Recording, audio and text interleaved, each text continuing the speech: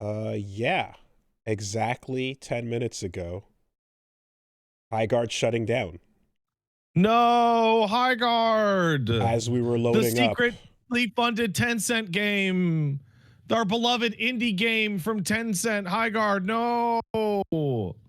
Yeah, that just broke like right now. Damn. Okay. So, they did try multiple things to like fix it slash make it more fun. I heard about besides the chain 5v5. besides the 5v5, I also heard that there was another mode that was no looting phase, just straight into combat that they put out as well. So, kudos for the attempts, right? They tried running a couple of remixes on the gameplay to see if that would have done it. Of course, first impressions are lasting impressions, so you can't really fight uphill against that. It's video games are so strange because when you have to like pivot on like really short notice, your only options are what can we remove that makes it better right now. You can't add anything on a reasonable time scale. It's like that. Well, that's not that applies to like movies as well, right? You're on the cutting room floor. They just delay the movie and reshoot it, but the game's out. Game's out now, right? If it's out live, I mean, there's edits, or the easier things to do, but like as with anything, creating new assets, creating new things is harder and takes more effort for sure. But with video games too, you can, I guess, look at other things that are similar in genre and go like, maybe people would rather this, maybe they'd rather that, but at this point it was already too late. So to actually click on the story, because it was literally just like this exact second as we were sitting here shit talking blah blah blah and our pre-podcast bant. Yeah, shutting down this month, funding is stopping, and another 20 people got let go. So that's pretty much. So it has less than 500 current players, and that is definitely like a death number of. Because like there's a certain magic number that if I go to hit match and it doesn't get me a match in 5 minutes, the game is functionally off. Right? Like it has been turned off against my will. Yeah. Okay. Here we go. Out of touch thoughts time. Let's hear it. Bro, I love your out of touch thoughts. I'm on the moon. I love them. I'm beyond the moon. I'm somewhere beyond the moon. If live service beatings continue, right? Morale will improve. Will there be a shift away from this, or is the cash out potential so high because the slot machine number on when you cash out on live service, the amount you make is so tempting that we got to keep trying back again? And furthermore, if there is no pullback, is a pullback something that people listening to this would want, or is it like, no, we like live service stuff enough that we want that to continue to be the focus, right? I think live service games should exist, but I as far as everyone trying to make one because of the cash out ability, I think that's a fucking huge mistake, and I hate that shit. And hearing about God of War live service shit is like, what are we doing? Right? So are people in generally in a place now where they're like, no, I like live service enough that I want this to be a focus? Okay, so are you talking about the people making it, or the people deciding to make it, or the people who want to play it?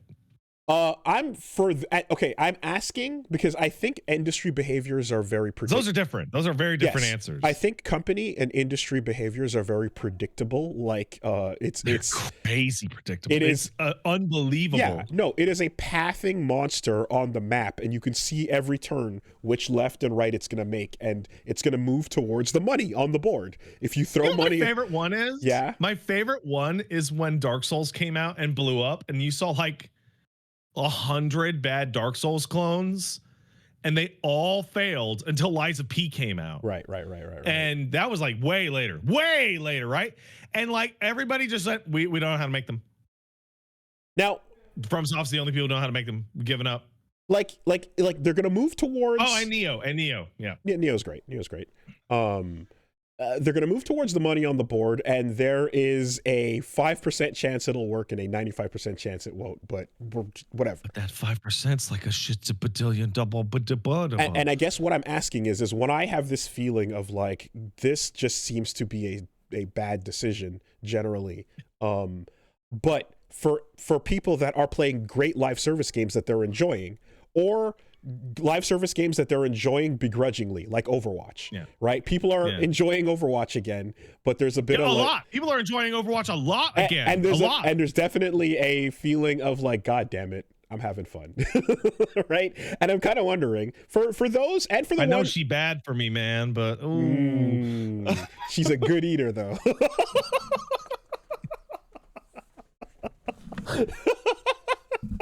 Listen, I'm trying to ask for people for the one for any, because like, you know, Rivals is a fun game, and there's other fun live service games that people are into. People are hitting up their Siege and so on. So for those existing, and I'm someone who fucking loves Titanfall, obviously, is there a part of this where it's like a movement away from that would be caught as a negative, you know, as a player? Or is as a player? As a player. Players already are all functionally every live service player has already locked in. Yeah.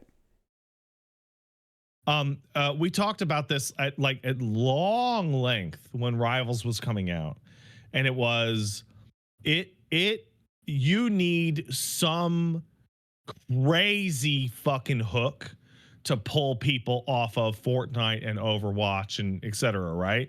And for Rivals, it was, do you want to fucking have a video game where you can play as the fantasy of like literally 100 fucking Marvel characters, right? Like that. Woo, wow.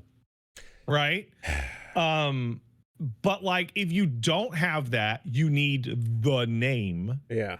And so like, if From Software said we're coming out with a fucking live service game, which like Night Rain is like a tiny little toad dip into that. Yep. And like Dustbloods might be like a second toe in.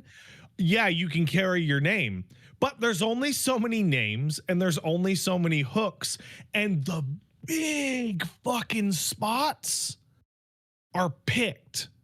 Like the big fucking spots are picked. Like Fortnite and FIFA by themselves represent like 60-70% of like all live service players at any given day.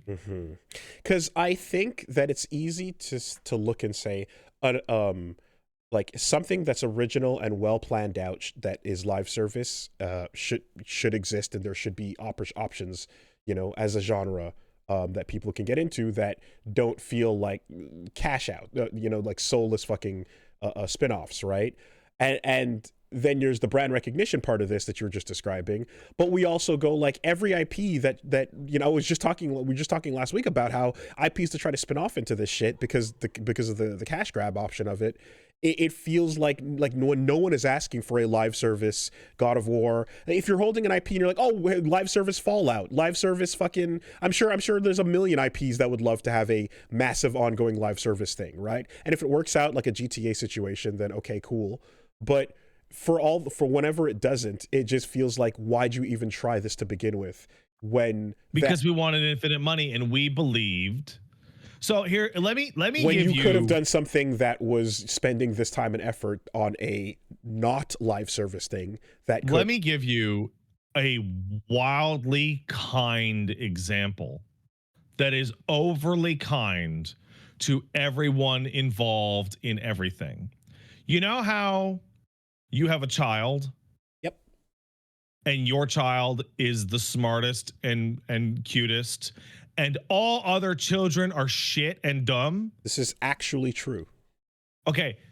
That's how every single person feels about their game / their property / their IP / their shot at the golden ticket. This is the one that'll do it. This will work out. With the sole exception of you see like you'll be like scrolling social media and you see like that fucking 3.5-year-old Mensa kid that's doing like high school classes and speaks like 4 languages, and you're like, fuck, that's Grand Theft Auto.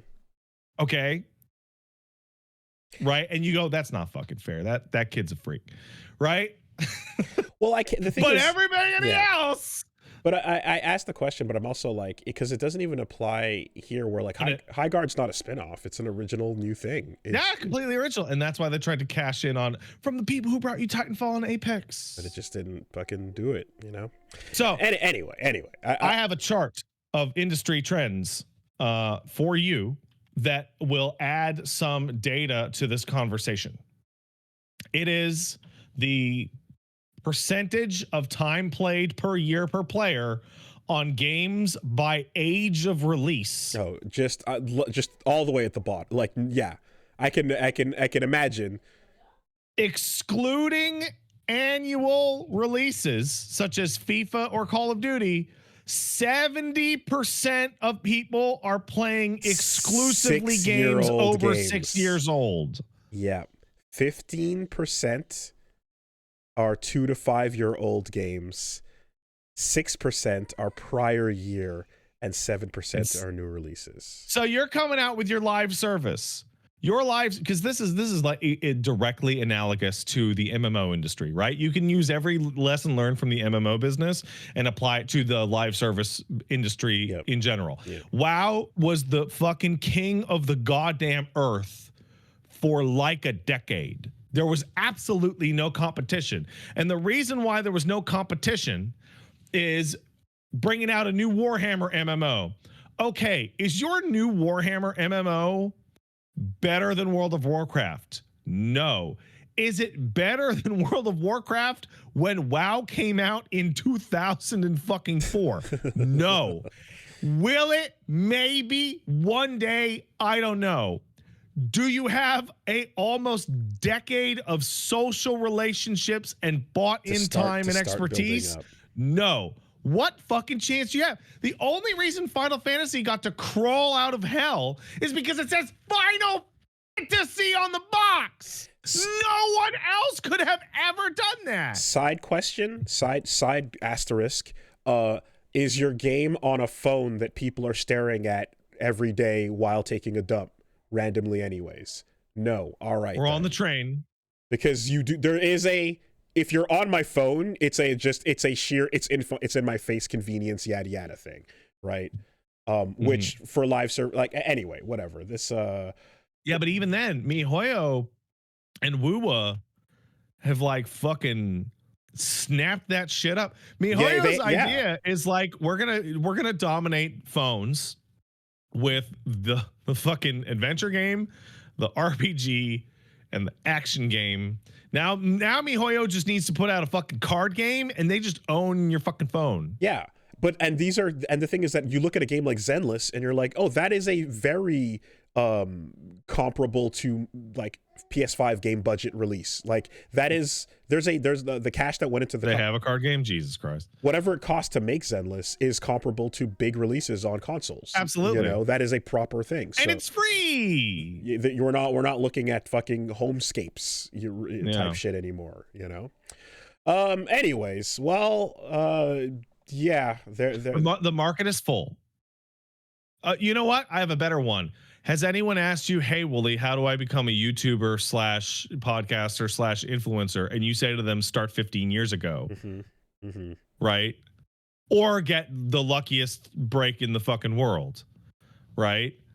It's like that.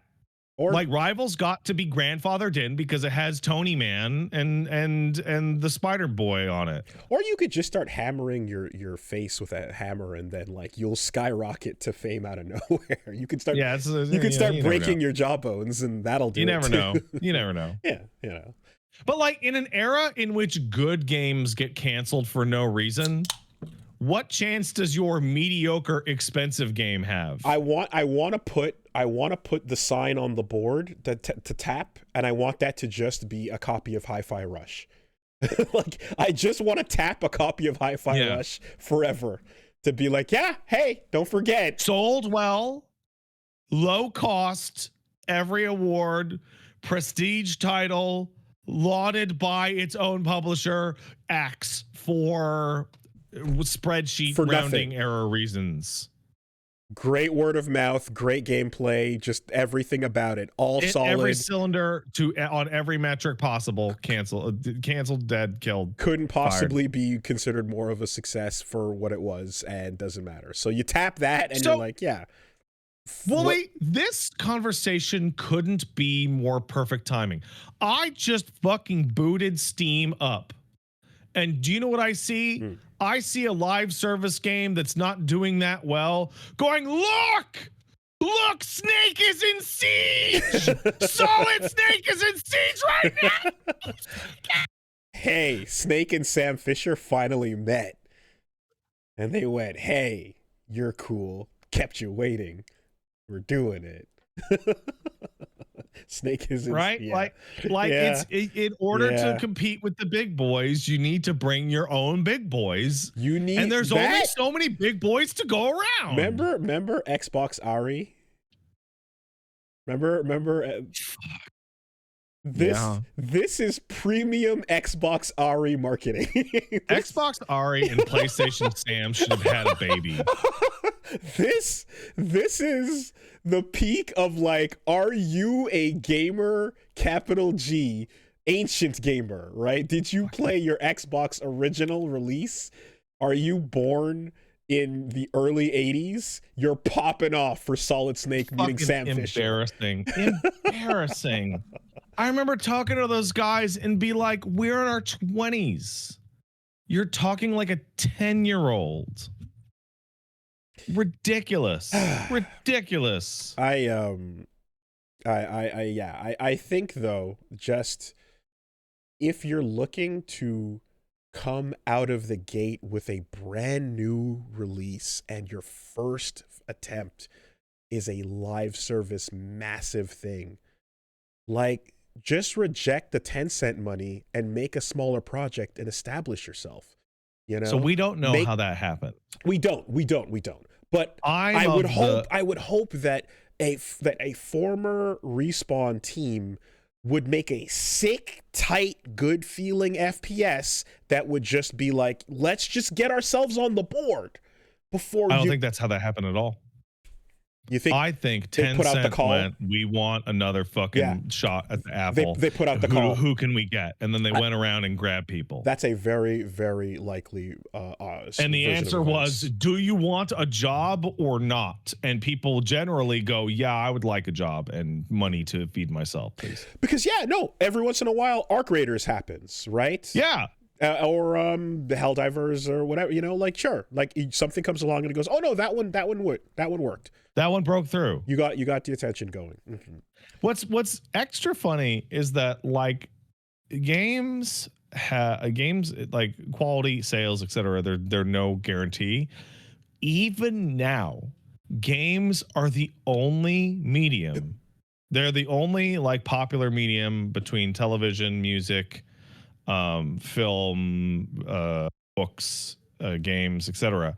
that has any positive correlation between critical reception and sales. Like with video games only, making a better video game does help you sell more to some degree. Mm-hmm. With movies and with books and with TV, no. Critical reception has no correlation at all to sales. I feel like word of mouth will, with movies, will break out sometimes, and used to in a pre-streamers world. Mm-hmm. People would be like, "Yo, go see this fucking thing." In the pre-world. Yeah. In the pre-world, but even during and mid after, there's a couple exceptions, right? Everything Everywhere All at Once, word of mouth spread on that movie is great, go check it out, right? But with games, there is a very clear line where, like, and I think too as well, it's like because games continue to like be active, like the the zeitgeist around an active population playing a thing or whatever persists a lot longer than it will for like other mediums right now. So that makes sense. Well, all right. So the problem is that in order for the live service rush to happen, the golden goose has to like get some frayed feathers, right? Like the gold, like basically how like people chased after Call of Duty for like 15 straight years, and Battlefield never stopped. And only in the last second, after decades, did Battlefield go, yeah. And that was a particularly good year for Battlefield and a particularly bad year for Call of Duty. FIFA and Fortnite are just like exploding like crazy all the time. And like trying to tell some non-human CEO can't eat a McDonald's burger entity, you know, like people only have so many hours in the day. And he's like, well, what do you mean? I have like 22 hours in a day because of my blood transfusions and the orphans that I eat. You can't explain to those people that like there's only so much fucking room in your life and money. I noticed that you said food. I did say food. You should have said product. I should have said product. Can't consume the product. This is some delicious product right here. It just like it's crack. Like it's heroin. You're divorced. You're divorced from the flesh. You are a fucking lizard person. That is anyway. Listen, when you have non-humans make decisions for humans, they will be constantly baffled by human responses. They're put that on the board as well. Tap that sign. And I'm including formerly human non-humans as well as originally non-human. Original non-human, yes. Original non-human entities. Such as a robot. Yes. No, anyway, it just does feel like you're jumping on this track and you're running they're running the race because, you know, the champ gets like the greatest fucking cash out of all time. But everyone behind second place, not even third, second place, just gets ran into a meat grinder and immediately, like the door slams shut behind second place, and everyone else behind it just turns into mulch. It's the video game industry can just be properly analogized by Mike Tyson's Punch Out. A bunch of fuck ass losers going, I bet I could beat Mike Tyson. Fuck you, you can't. And then one little guy who's like, yeah, I can. And he can. Wow, crazy. And that leads to generations and generations and generations of people going, man, I bet I could beat Mike Tyson. No, you can't. Well, you know, like that's one of the things you think about as you get older. Well, like, you're about my age. We're like very close in age. You've become mature. You have a baby, and like I had this moment where I realized I had really genuinely matured because I saw someone do a cool thing in a TikTok or whatever. And my brain, instead of going, I bet I could do that if I wanted, went, I can't fucking do that. What am I, stupid? Nah, bro. No. Yeah. No. Hurt my back. And, you know, there's different versions of that. Certainly there's an age you go through where you're just like, look at these stupid fucking kids at the mall. Right. If someone started some shit, I'd stomp them out. Fuck you. Right. And then now you're just looking at it, you're like, yo, these YNs would have my number in a minute, bro. I bet these 15-year-olds could just whoop my fucking ass if they wanted to, man. I got nothing. Anyways, how was your week? My week was great. I played a bunch of cool stuff. I have a baby story, a new level of sass has arrived from my boy. Okay, I got one too. Let's go.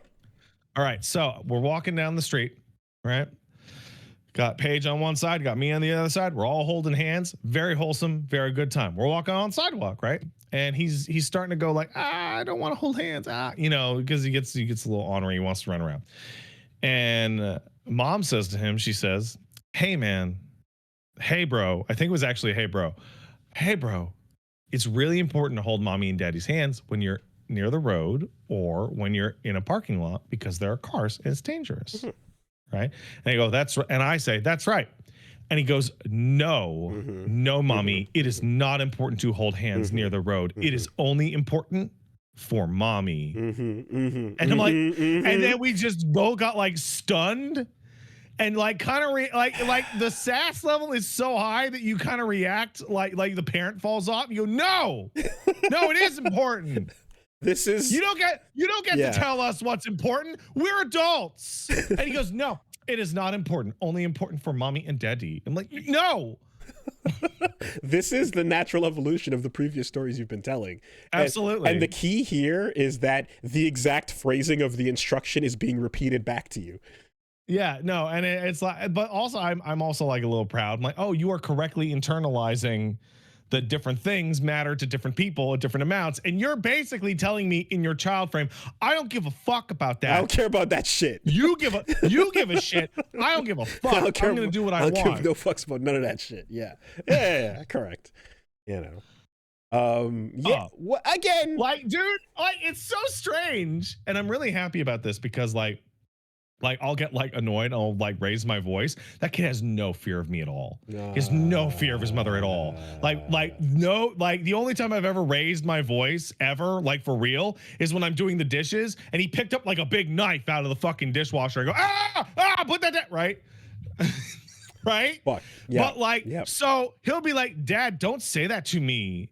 I'm like, I'll say, get defensive. Like, I'll say what I want. Yep. I'm an adult. Yeah. I'm your dad. You don't tell me what to do. He goes, I do tell you what to do. Yeah. Like, no, you don't.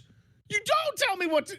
No fear at all. That whole discussion is very interesting because I was given a framework where there is a tool in your equipment that you have to reinforce that lack of fear. That, you know. And we're learning now through various studies that that is a horrendous idea that you should never ever do. However, that was the only framework I knew. So now you're like, well, now what am I supposed to do with this gun? You know? And the answer is use your fucking words, idiot. Be an adult, right?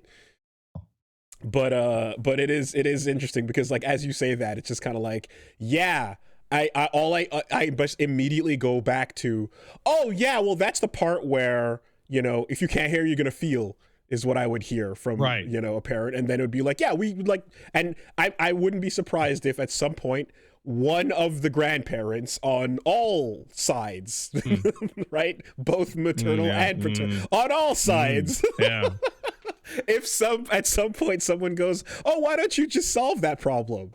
You know?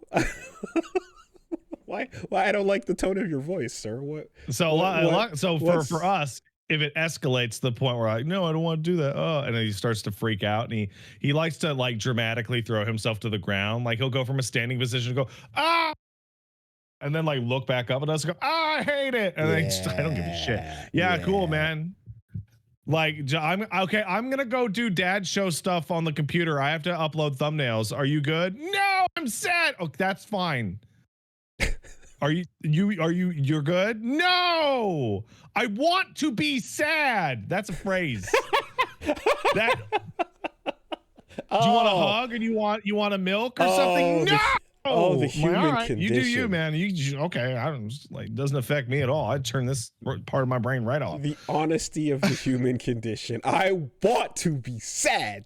I get it. Like I want to be upset.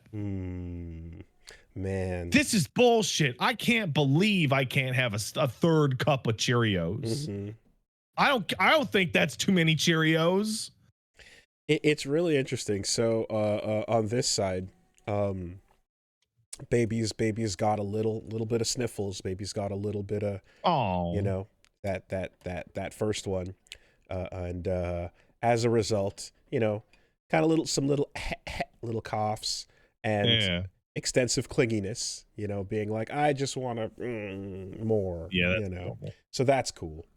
But I did not expect that we would see literally the happiest she has ever been in her entire life so far happened this week when we got a high chair. And we're looking at that like, okay, time to start experimenting with the solids, right? Time to start looking at that stuff. And she's in, I put it together and we put her in the high chair.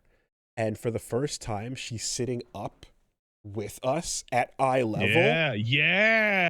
And like I'm that, a big kid. oh my God, that moment, like, is just, she's just like, like just a solid like 5-10 minutes of just like, yeah, just she's so pumped to just be sitting there, and like she'll be like, she go back to normal for a second and then like just look around and be like, I'm so high. Oh, this fucking rules. I have uppies, but no one's holding me. Yes, independent uppies. We're all eye level together, and I'm also and I'm upright, and I feel like I belong, and you know, I'm here with everybody. And it was like, wow, that feeling is really baked in there, you know? So that's a good one. I like that. Yeah, it's the most joy we've seen at all. We had which then I guess means that before you even really know things or know the world, you know, the fact that you're always standing over a baby means it must bother them to some degree, you know? Well, they just want to be up high. They want to be up high. Yeah. You see more stuff. Yeah. I wonder if that means anything as people get older. We had a moment where I'm over here, I'm streaming, and I get a you know when your phone just explodes with text messages? Damn, my brain and you're is too like, subtle. Oh, something's happening. Right? And so I look down at the text, and so Paige had just given the man a cup with no lid. Right? Because we're trying to do that, right? Instead of sippy cups and straws. And she goes to fix something and comes back, and he's drinking out of it one-handed. And she's like,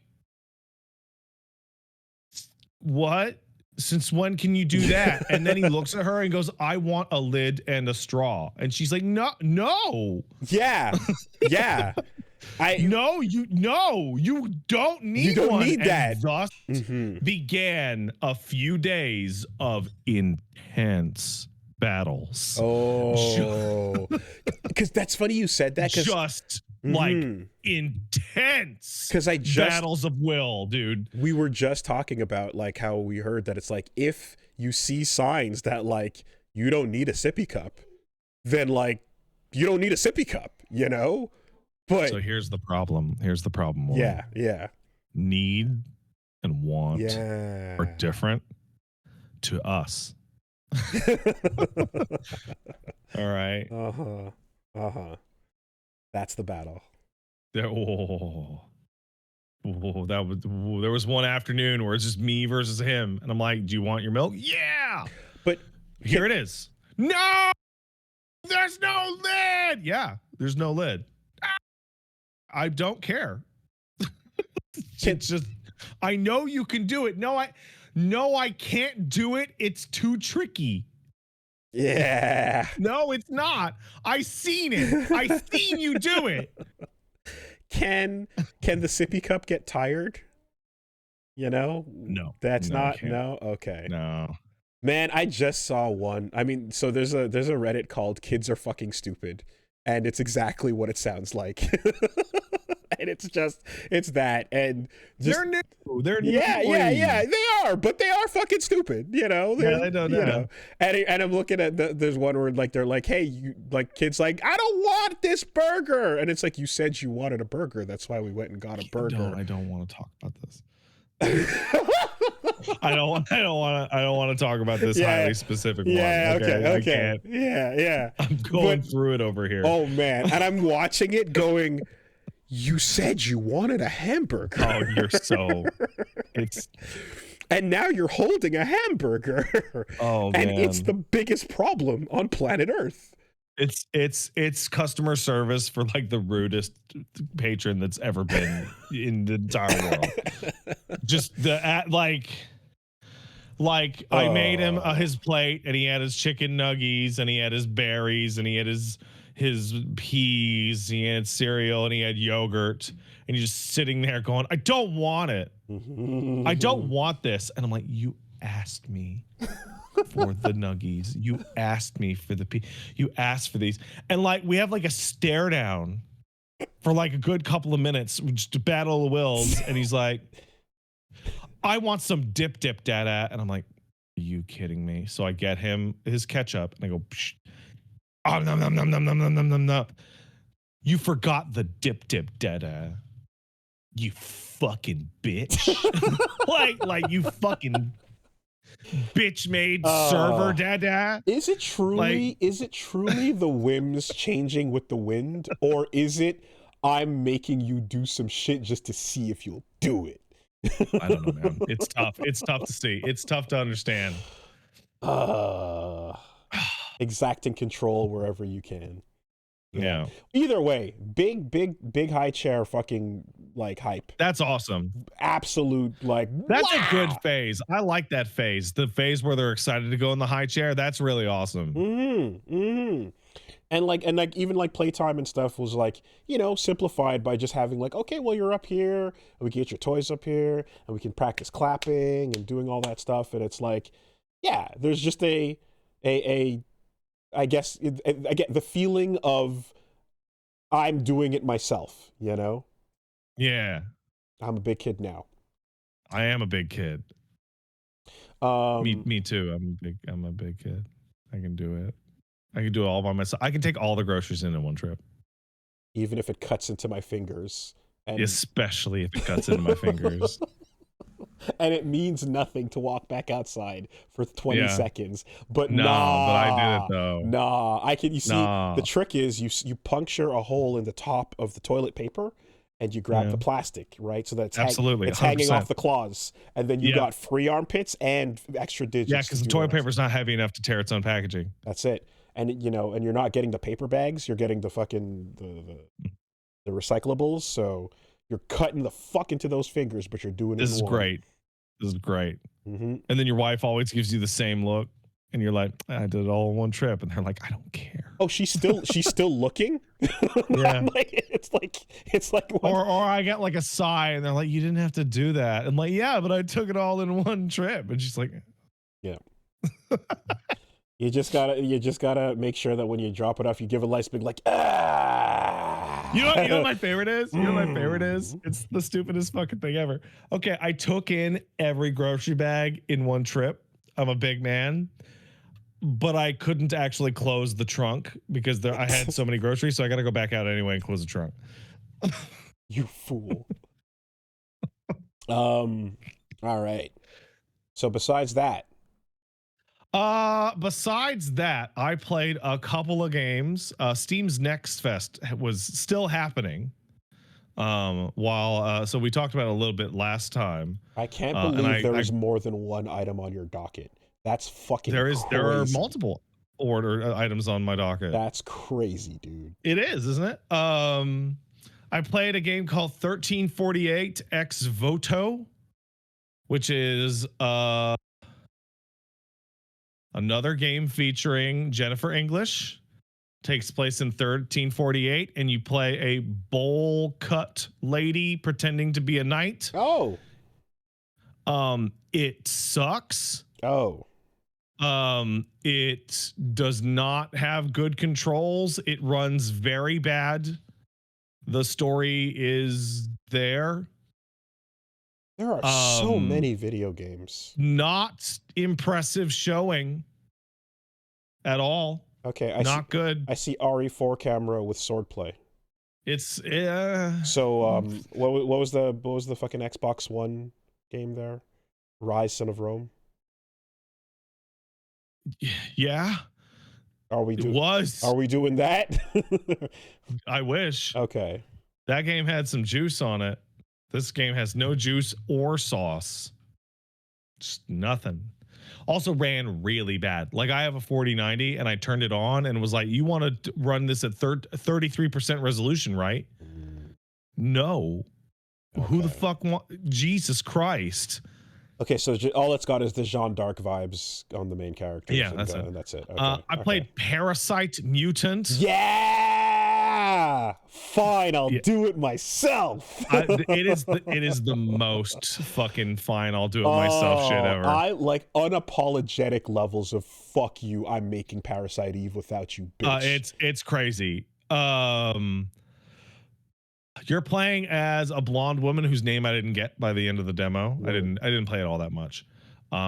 She is wearing a trench coat with the thighs cut out so you can see the absolute territory, which I'm gonna say, yeah, sure. Is that Tairyoki? You have an ATP bar fill up 1 or 2 bars, and then you hit the button, and then the fucking dome appears and you fight a mutant with it, and it is literally Parasite Eve 1's system, just like 100%. There's artwork of her in the dress that fucking now granted she's a little goonified in that dress, but she wears a little bit of some like Photoshop like hourglass figure shit going on. Aya's opera dress, she's literally wearing the exact thing. Like they're not even remotely pretending, and you know what, fuck them. It had pretty decent music. It had a really excellent CRT filter. I did not play that much of it, but it was like, yes, this is doing exactly what it says on the box. I assume this will be pretty good when it comes out in the near future. Like good controls and slavish devotion. The only thing is I didn't get to hear much of the music, and the music in Parasite Eve was crazy because it was Yoko Shimomura. So it seems that, from what I've heard, it seems like multiple people have taken up the mantle to be like, fuck it, I'm going to do my own Parasite Eve. And the only difference is there's different levels of gooning that are, some people are like, I want tasteful gooning, and some others are like, I'm making a game called Wicked Seed. I remember. I think I saw that. Hold on, let me double check. And you're just Wicked Seed. Are you literally calling it that? I think Wicked Seed is really crazy because it's literally Claire Redfield on the fucking art. That is a brunette girl. It is Claire Redfield, and her costume in the very first beginning of the gameplay trailer is her outfit from Revelations 2. Like it's very I can tell where this is coming from. Oh, there's an outfit selector including jammies. Oh, this one's for the Goonmaxxers. Dead Right Games presents Evil Come. Satanic semen. Yeah, I mean, look, different audiences, some people just want the mitochondria parts, and some people want the rest, Overwhelmingly positive. The thumbs up's a thumbs up. And then I was gonna say 45 Parabellum Bloodhound being the. I don't know one. Which one that is. That's another. 45 Eve-like. 45 Parabellum Bloodhound. Yeah. All right. Let's see what it looks like. More anime. Jesus Christ. More anime. That is. Yeah, it's another anime. What if it was Signalis? Yes. Sure. Also. So there are multiple levels. The last Next Fest game that I played during the demo thing was called Alabaster Dawn. Cool name. It is made by Radical Fish Games, who are the people who made Crosscode. Okay. If you're familiar with Crosscode. Yeah. Okay. The fakest MMO video game of all time. Probably the most fully realized fake MMO of all time. Crosscode is actually a long action RPG that takes place inside the fictional setting of an MMO. Okay, so I mean, which is there's the fucking strange. Well, there's the .hack games, right, where like you're in a fake MMO, but that's the setting. Alabaster Dawn Takes place in what looks like to be a standard fantasy world. You got gods and spirits and shit that gets just like blasted from space by what appears to be the Thing / Genova, and just takes over the whole goddamn planet. And you are doing a top-down Legend of Mana, Seiken Densetsu kind of action game that looks incredible. Like the sprite art and the animation in it looks incredible, plays incredible, has a pretty unique hook, has great music, just top to bottom, like super, super solid, like could be really, really, really great. And it is coming soon to early access, where it will stay for a minimum of 2 fucking years. I mean, what you're describing is pretty much exactly like Crosscode. Yeah, but it's the second one. Okay. My brain had to filter out that you weren't talking about Chaos Code for a second. But no, that's a different one. Yeah. There's too many games that have the same title almost. I forget, there was something called like Valorborn that got fucking announced, and everybody was clowning on it, being like, why do Western game devs only know 10 words? Yeah, I mean, we're doing the bit again. To be fair, it's still relevant. It's 2026. The bit's still relevant. Valor doesn't come up as often, but yes, we're still rolling through the fucking slot machine. Ridiculous. Born, Valor Guard, I Valor. Valor Face. The last game that I played as a demo was a game that came out today, and Raw Fury was so excited to send me a code. 2 different guys sent me 3 codes for it. It's called Esoteric Ebb. I can tell by the look on your face you've seen this. Yes. So look, I'm gonna just start off by saying I'm pretty sure that so the lead developer is Christopher Beauregard. I'm pretty sure he does not have the rights to Dungeons and Dragons. However, boy, getting real standing right on that line.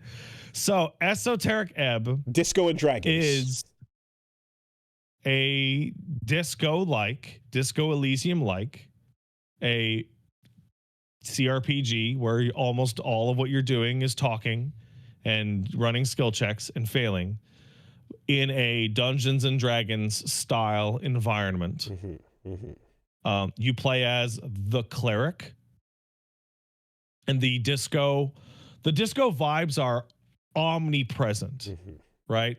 The very first thing that happens is you're being asked questions by an unknown source as you're falling through a black void, and it's very like ancient lizard brain kind of thing, reptilian brain. Yeah, no, the text on the side scrolling is this almost the same font. It has the same sound effect. When the thoughts pop in. It's the isometric view of it's like they're very clearly going like, it's Disco very, and very Dragons. obviously. Yeah It's also very, very it's also very, very attached to Planescape Torment.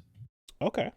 You wake up in the same place in like a mortuary. Okay. And there's a lot of Planescape like vibe and feel to it. So unlike Zero Parades, which I played last week, and I think it was really interesting because I described myself playing Zero Parades as 45 minutes. I saw some folks annoyed because I actually only played it for 20. And that means I didn't give it a fair shot. But what it actually means is that it felt like I fucking played it for 45. Even though I only played it for 20. Esoteric Ebb feels more like the successor of, hey, I'm doing something really interesting like Disco Elysium. The first one of those, genuinely. Okay. You start the game, and the first thing it asks you is, what kind of cleric are you? And you choose your stats just like you would in Disco Elysium. But instead of the 30 or 40 stats in Disco that were conceptualization and logic and encyclopedia and motorics and and hand-eye coordination, and all these very, very like interesting, unique ones. You have the 6 classics. You have strength, dex, constitution, intelligence, wisdom, and charisma. Like the oldest stats in video games, the best known 6 stat spread that's ever been. And do those classic stats talk to you? They talk to you a lot. That's great. A lot. So one of the things that showed up is that I rolled a strength wisdom cleric, because that's what I would roll in D&D. And the opening sequence that includes, the types of things Ancient Reptilian Brain asks you, other people had played the demo and were like, this entire sequence is completely different based off of the fact that you put wisdom high. Okay. Like it is more variability than what Disco has going on. It included little lines about what I should value in myself that was like color coded according to my stat, which was wisdom. That was the highest one. It included calling me the dumbest cleric that ever lived because my lowest stat was a 6 intelligence. What's the voice acting situation? None. Okay. Yeah, no, I literally was talking to somebody from Raw Fury and I was like, you should give them more money to do voice acting. And they went, ah. That was the official response. Cool. Right. Press conference. Was like I can't say anything, but Yeah. Okay. Gotcha. Right. Gotcha. So you start of your little cleric is you wake up in the morgue because you got blown up in a tea shop. And you're not investigating a murder, you're investigating a terror attack. You're investigating the bombing of a tea shop. Right? You wake up, can't remember your name. You wake up and your helmet is attached and you go to pull it off and you get a DC 20 strength check that you fail, dex check that you fail, con check that you fail, int check that you fail, wisdom check that you fail, and a charisma check that you guaranteed succeed that goes can't wait till it's off. And so it's different, but it is the expression. It's clearly a send up to the expression. Okay.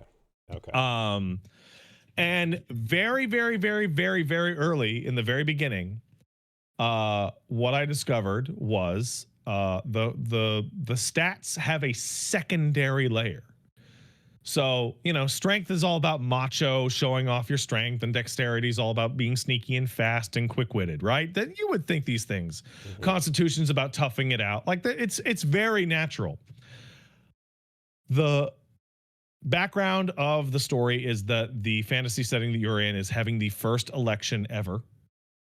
So it's about politics. Metaphor? And each of the stats has a political party that they like. Ah, that's cool. So macho dickhead strength loves the fascist party. Hell yeah. Dexterity loves the free republics. The Constitution likes the agrarian farmers party. Wisdom likes the workers party. And charisma writes in your own name on the voting box. Okay. Interesting. And on top of that, within the first 5 minutes, I learned dancing lights and cure light wounds. And you can rest at any given shrine, and in your encounters, instead of using items or drugs, you're casting classic spells to heal yourself or mitigate damage or do damage. And I also got into a fight, like a real ass Dungeons and Dragons fight with a zombie. Okay, so there is combat. The combat is still dialogue based.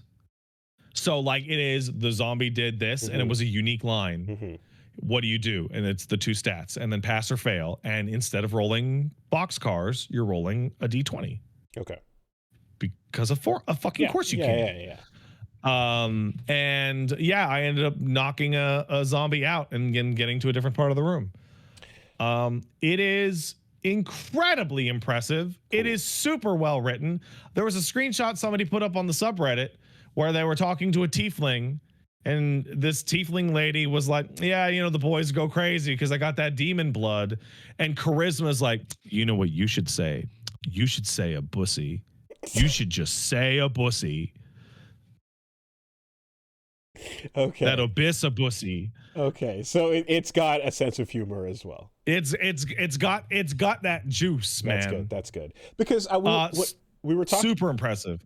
When we were talking about Zero Parades earlier, and I was kind of saying like, okay, so expectation is you're going to see the mechanics, but maybe not the writing quality, right? And yeah, I think that Disco is going to farm in a whole new crop of games that are mechanically going to be following in its likeness. Now, Disco is not absolutely. It's not the first RPG of its kind, but it's the first that I can think of where it had like the talking stats, for example. Absolutely, and the thought cabinet in that way. So Disco is, in its core, fundamentally unique from like a gameplay perspective. Just mechanical, exactly. And I think you're going to see a lot of people emulating that because it's easier to emulate that than it is to emulate the fucking raw Estonian, like hyper political like messaging in the world that Kurvitz was fucking crafting, right? So I'm expecting that like a number of games will come in to play that'll be like pretty fun to play mechanically that are like Disco, because everything we're describing here is like, that sounds cool. I'm not expecting a D&D setting necessarily to hit like the same emotional notes, but if you're saying it does some good shit, then I'm like, okay. So I only played the demo for half an hour. Very impressive. I'm probably going to go back to it either on camera or off. But it's definitely worth checking out. It's really, really, really cool. Okay. Yeah, it's doing zany things. Also, it controls better than Disco Elysium, which is kind of a weird thing to say. Not something you would focus on. Okay. Like, it just has better button placement and better ability to like select things in the environment. Like Disco likes or Elysium likes. So yeah, I like that. It's definitely Disco. Yeah. Are we getting the tone or are we getting the gameplay? That's cool. We're getting I'd say a somewhat similar tone. Honestly, it's not as abjectly miserable because it's fantasy. Yeah. But your character is an idiot, and they are bad at their job. Choosing to go comedic inherently makes that pathway easier than it gives you a nice on ramp. Yes. To a bunch of stuff. Failing into but fun. Writing comedy is hard, so it's yeah. If you're playing it dead serious and doing that, then and we'll have to see how the other games treat it as well. Are the other games going to be like not whimsical, but like dark comedy as well, or are they going to treat it super serious? Yeah, so it's a really interesting thing because one of the biggest questions I see from a lot of people is how's the voice acting, right? And there's no voice acting, so not available out of 10. And then I compare that to Zero Parades, which is fully voice acted, and I didn't like it. Interesting. Yeah. So I don't know if you saw, but XXX Night Shift is now called Tangerine Antarctic. I did not know that. So that has renamed itself as well. I'm sure they'll change their names many, many, many, many times. Probably for many times. Probably for marketing purposes. XXX Night Shift might not. Yeah, it reads like fucking porn. Might not sit on the shelf as nicely as something else. However, wouldn't be a disco game from the Disco people if they didn't have to change the name. I still think them changing No Truce with the Furies is one of the funniest stories in video games. It's also the context for the phrase "No Truce with the Furies" is from Sacred and Terrible Air. And the context it's used in fucking rules. It's an awesome title drop. Every single person who saw the title of that game went, "No Truce with the Furries? What the hell is this game about?" Right. It's awesome. That'd been cool, man. It's great. So yeah, Esoteric App is super cool. I cannot wait to dig my toes more into it. It's funny because even in this like disco like way, something like a name like Tangerine Antarctic, it follows the same style of two seemingly unrelated nouns slapped together. You know? I bet they won't feel that unrelated when you get to the end. Perhaps not.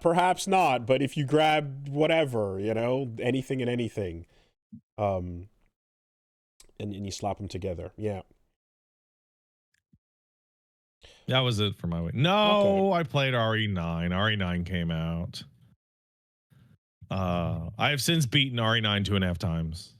You've done it twice. 2.5. Okay. 2 of those have been on stream. Okay. The first was by the way, to people saying no spoilers, don't worry about it. Like, genuinely, don't worry about it. Not a spoiler cast. I have my thoughts all good up into my brain. So I beat it on classic, which is the hardest difficulty you can pick from the beginning. And classic is basically it's a little tougher. Like, enemies are a little more resilient, ammo's a little more scarce. But the main thing is that you have to use ink ribbons to save. You don't get a real autosave for most sections, and you have to use a consumable item to save. Back to that. The first time through, the game took me 21 hours to stream, but the in-game clock said 11, which is fun. Cutscenes don't count. Cutscenes don't count. Restarts don't count. Loads don't count. Okay. Right. That kind of thing. So if you have been living under a rock, Resident Evil 9 takes place in 2020. I think it's 2026. Maybe it's 2027, but it's modern day. And you are playing, you are ping-ponging between one Grace Ashford, Ashcroft. Grace Ashcroft, and one Leon Kennedy. Grace is the daughter of Alyssa Ashcroft, the reporter from Resident Evil Outbreak. And Leon, I don't need to fucking tell anybody listening to this fucking podcast who the fuck Leon Kennedy is.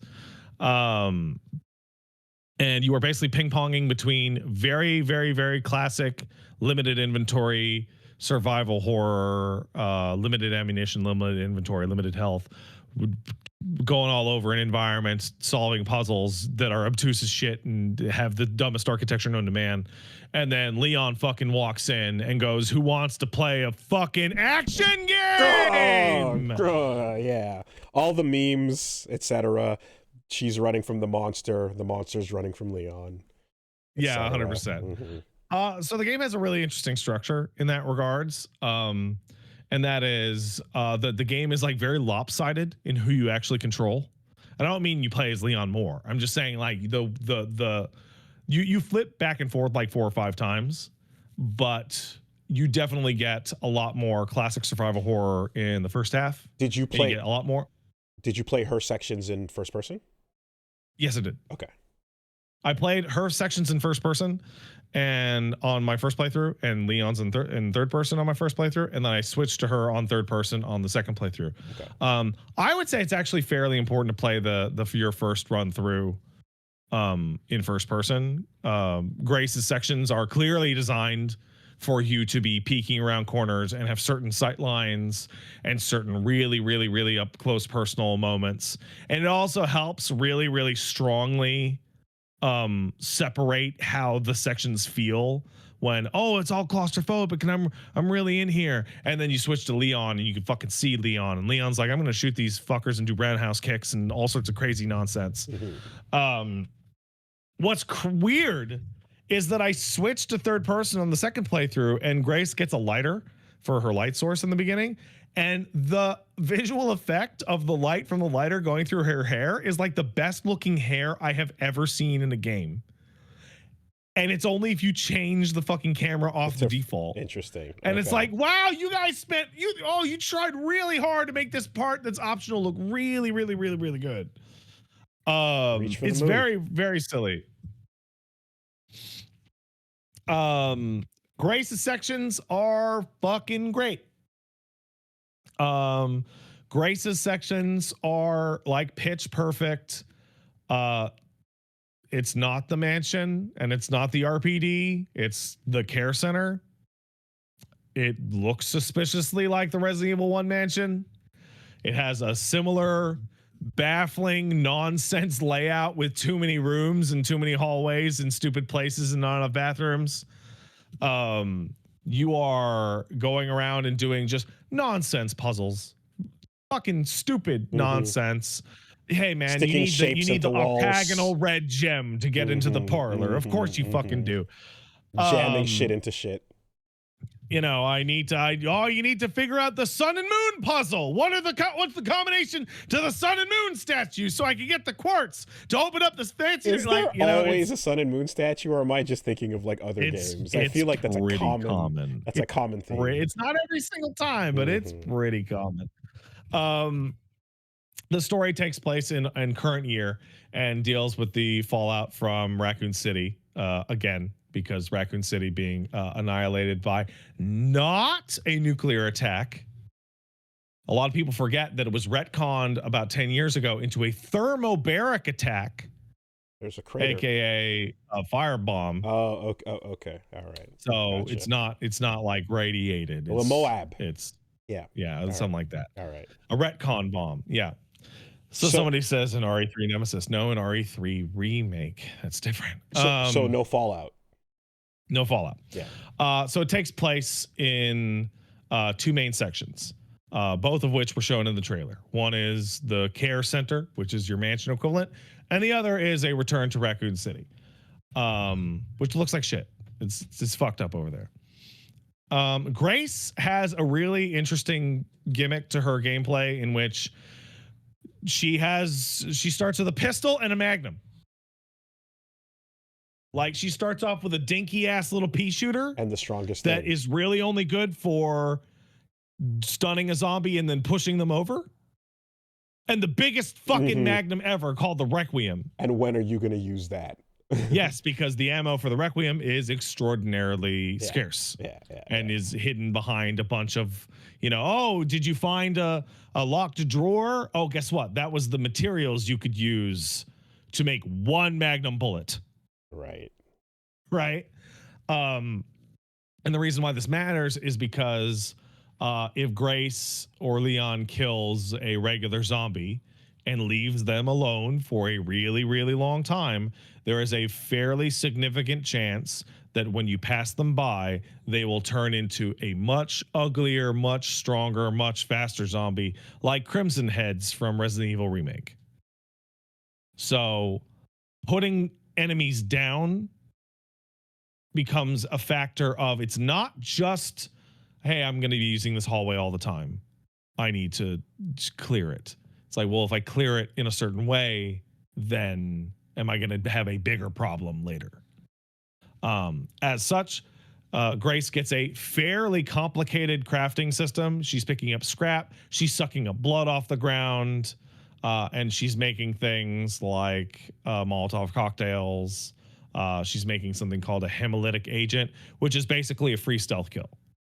Okay. Like, if you spend the resources to make a little purple vial and sneak up on a zombie and jam it into them, they won't just die, they'll literally burst.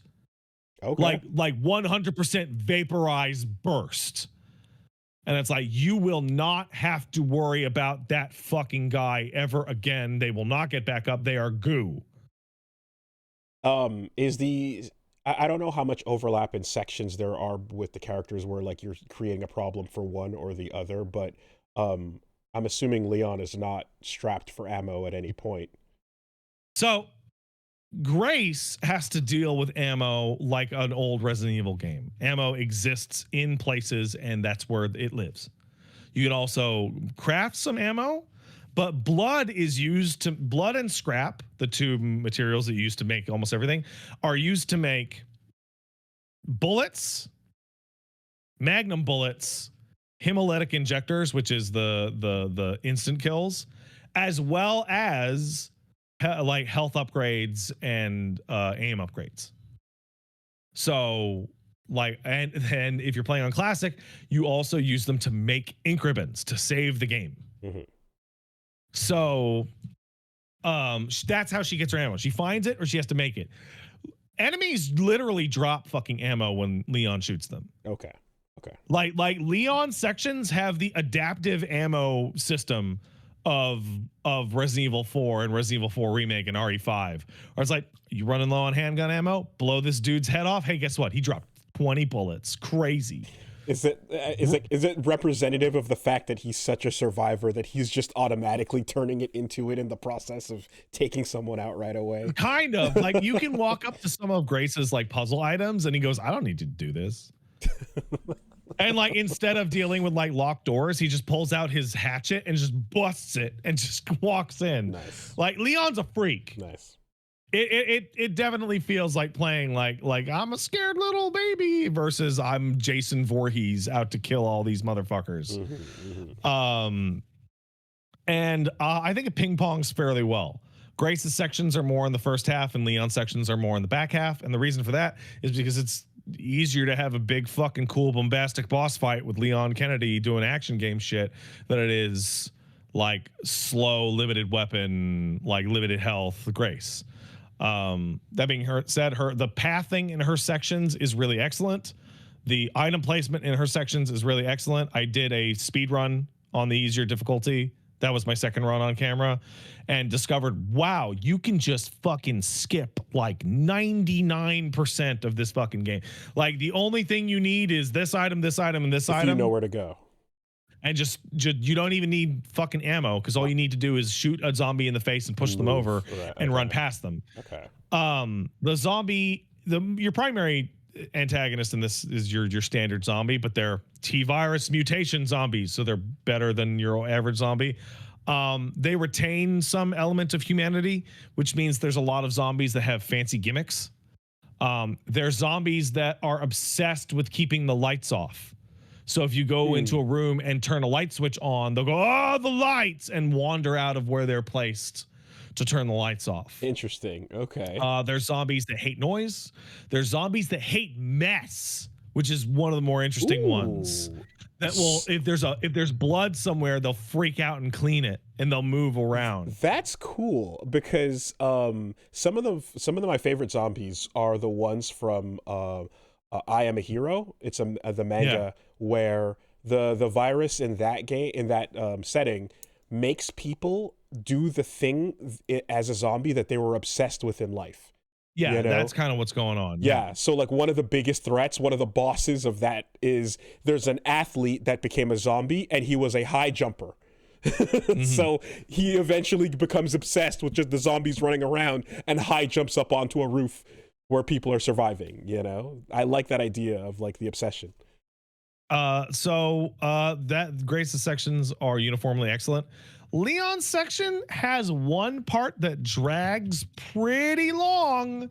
It's like by far the longest part of the whole game. It's like it's one level that's like 2 hours. Okay.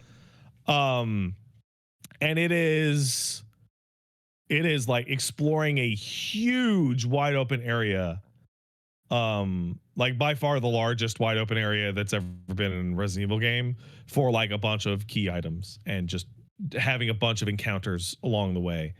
And then you have a series of fucking crazy boss fights. Probably the most interesting thing about it is that I've seen some folks call it, like, I saw somebody describe it as fan service slop. Which is a really fucking weird way to describe a game that put things into the game because people would like them. So, well, it's actually a fucking strange complaint. So my impression from the outside, looking at the trailer and everything, was that this is your Metal Gear Solid 4 of RE, or your DMC5, or your, you know, it is your big all together now, like send up, right? It is. That is exactly. MGS4 is by far the most adequate appraisal. So one of the things that they showed off in one of the trailers was that some of the survivors of Raccoon City have developed something called Raccoon City syndrome, which is basically very, very, very long-term latent exposure to the T-virus. Means that Leon is sick. Leon is extremely sick. He is quite ill during the events of this game. And who knows what's going to happen? Someone in the chat says he has geostigma. Honestly, might as well. Yeah. Honestly, man. Honestly, Cloud as well. Might as well. Is the titular Requiem truly the gun? It is the gun. Okay.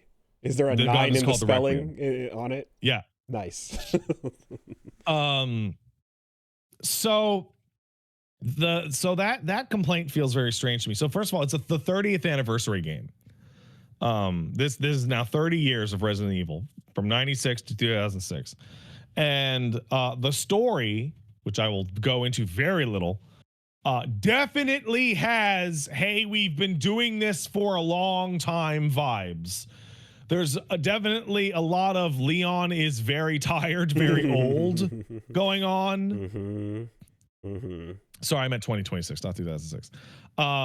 There is a very concerted effort to take I would say shockingly far range of stupid Resident Evil details into account and try and bring them all up under one umbrella. But basically just encapsulate just a wide variety of the stupidest details of the franchise's history and try and tie most of them up into a neat little package and then leave one loose thread for the future. So franchises don't end. However, no, there are ending games, right? RE6 with everyone being in it felt like, I'm assuming, an ending game because you put everyone in it. No? Didn't feel like that at all. Nope, not even a little. The fact that they put everyone in it absolutely didn't not. make it feel like that the way? Fucking continuing adventures of the Resident Evil gang. I would have assumed that it was like, we're making the one with everybody and that'll feel like some sort of big finale. No, not even close. Not even a little bit. Wow, strange. Okay. Yeah, no, you're fucking right. That was weird. Because usually if you grab everybody, that would be the move. Okay. Yeah. Well, in this case, does this feel... This one feels like that. Okay. This feels like unending, even though we know there is no ending. Yeah.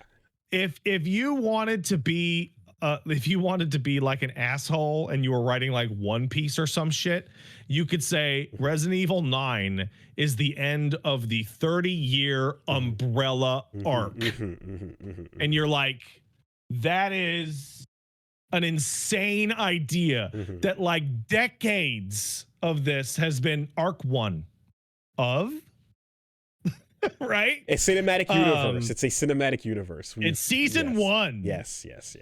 Avengers changed everything, man. And so the second half of the game gets... So, I mean, you're going back to, like, they showed off in the trailers. You're going back to the Raccoon City. You're going back to the RPD.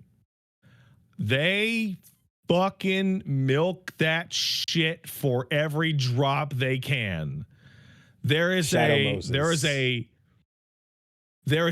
very, very definitive feel of you are like, first of all, there's a rotating cast of, hey, I know in some of the remakes or some of the recent games, you haven't seen this one for a while or this one for a while.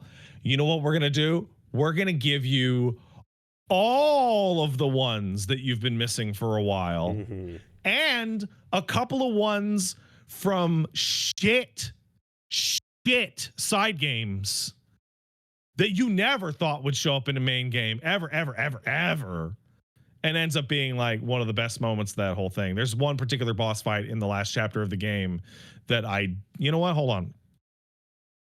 I'm assuming that like a lot of going through the police department is playing with your memory and then using that against you. Yes, a fair amount. Yeah. There's a puzzle regarding that fucking creepy photo of Rebecca that Wesker keeps in his fucking desk. Right. You know, just stuff like that. They go like super nuts on the fan service in the RPD section, which is appropriate. Correct. To the point where you like it goes so deep that you find out that the RPD in 1998 preferred playing Street Fighter on the Saturn. Wow. Okay. As a franchise, does it feel weird though that like the big celebration sort of send off is about the breakout famous sequel and not the mansion that started it all? So this is a really good point, and it goes further into like my talking about like the fan service aspect, because the second half gets pretty strong on it, right? And it gets mainly Resident Evil 2, Resident Evil 3, fan servicey. And I feel like an asshole, and I also feel like a freak, because one of the things that I noticed playing through the game is that this is like actually like Final Fantasy 9 levels of fan service throughout like every single section of the entire game. So it's something that people who aren't complete psycho freaks would not pick up on, because they don't remember every single fucking room in Resident Evil. But for example, the very first level of the game, a hotel, where you're investigating something about Alyssa Ashcroft. The reason why you're investigating a hotel is because in the pre-release screenshots for Resident Evil Outbreak, Alyssa Ashcroft was closely associated with the hotel because her red jacket looked good on the red background of the fire in the hotel room in Outbreak. So the hotel is Alyssa's level. We're on this level of detail, I see. Okay. Right. Okay. We are. There is the same fuck ass first to second floor staircase rotating hallway that has a cubby hole in it that every single fucking building in Resident Evil has. There is a long hallway fairly early in the game with like a drape blowing that is the same layout and furniture placement of the RE1 dog hallway to make you worried that dogs are going to jump through the fucking window. There are RE4 sequences directly transplanted, even though it doesn't make any fucking sense. There are like this room and that room and this puzzle and this puzzle's the architecture or the sound effect or the scenario. Like there's like a, what you would call like a pass-through area that only exists for drama, where like the characters literally just run through a series of corridors. Liminal corner, yeah. There's a section about middle of the game where me and like 10 guys in the chat were like, this is literally a room from Resident Evil Revelations 2. To those of you who aren't aware, it's an underground like sewer section with like a staircase where you run up and go left, and it's like a sewer. Looks identical to a specific room from one game from like 10 years ago. So like it is an obsessive, beloved love letter to every possible minor detail. From multiple games. They redo sequences from bad games. Right. There's a boss fight that's a redo of an RE6 boss fight in a chapel. Okay. It's the same fucking fight, but it's better now. Okay. Because they're like, no, we're going to do it again. There's enemies that were god awful in RE5 that reappear, and they're all right now. They're like, they redesigned the way that they work. Right. So it doesn't feel like the police station is getting too lifted away from things because everything is getting its flowers. Yeah, no. So, and the main thing is that the flowers in the RPD are like a full bouquet just jammed in your fucking face. Yeah. To the point where characters are even remarking about how they remember the way that things used to be, like out loud. Okay. But the whole game cohesively is like little bits and pieces and ideas and themes and background details, and like this detail from one of the Outbreak epilogues made it in, and then here's a photo on the wall of the special forces enacting the quarantine outside Raccoon City that was referenced in fucking Orc, and it's an anniversary game. It is a celebration game. Yes, absolutely. And it's great. Yeah, I love those. I really like even the stupidity of like talking about MGS4 after the fact. I talk about JoJo, about any like the big celebration parts are so enjoyable in many cases when they do it well. So that's very cool. The level you're describing of like fucking granularity as well. I'm like, I am not a Resident Evil fan. So I don't think anyone thinks I am or would expect me to call myself that, or I don't keep up or play the games. I am, however, an enjoyer of your explanations of Resident Evil.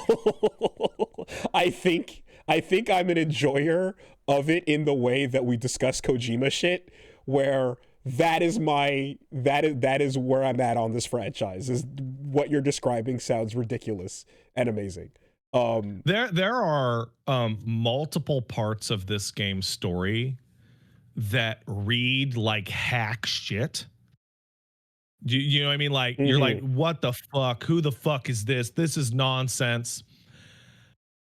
But if you know enough, you actually discover that it's even hacker shit than you thought it was.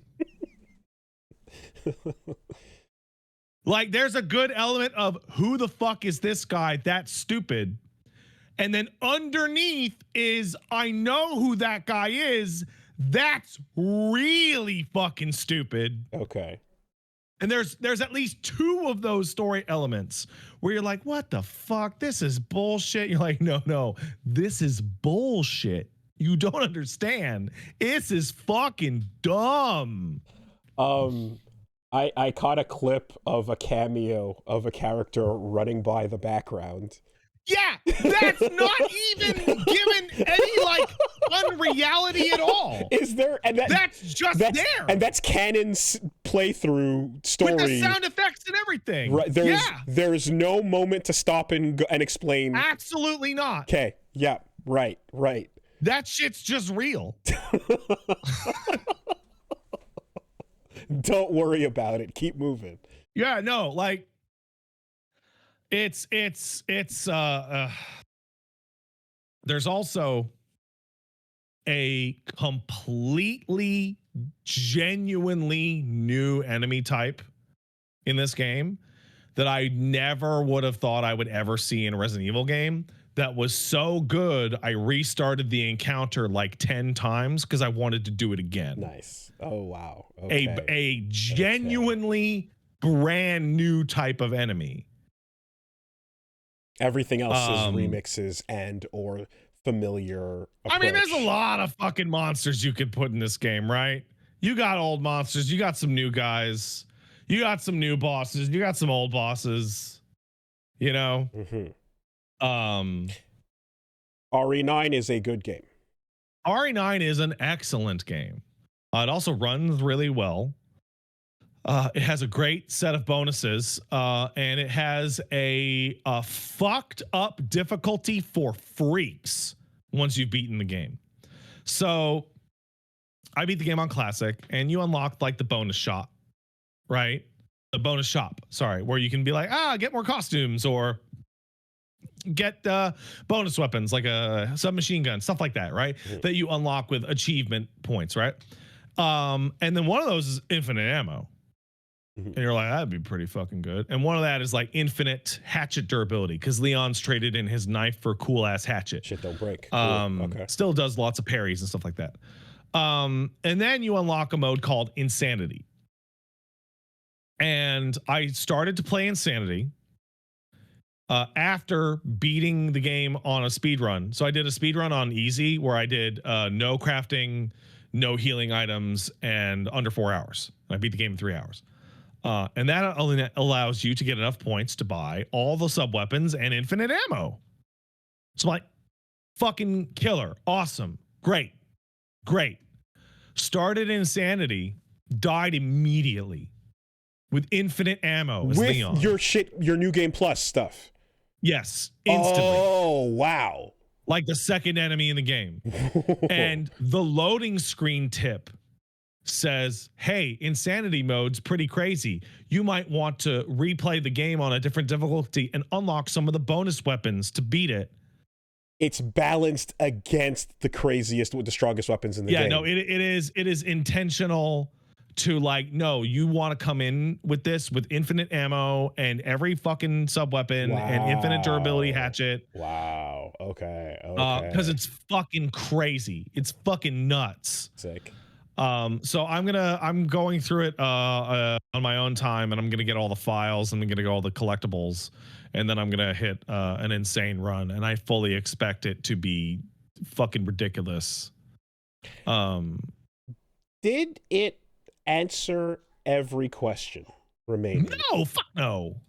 Okay. Oh no, fuck that. It's not one of those. Okay. So because it has its own questions. Okay.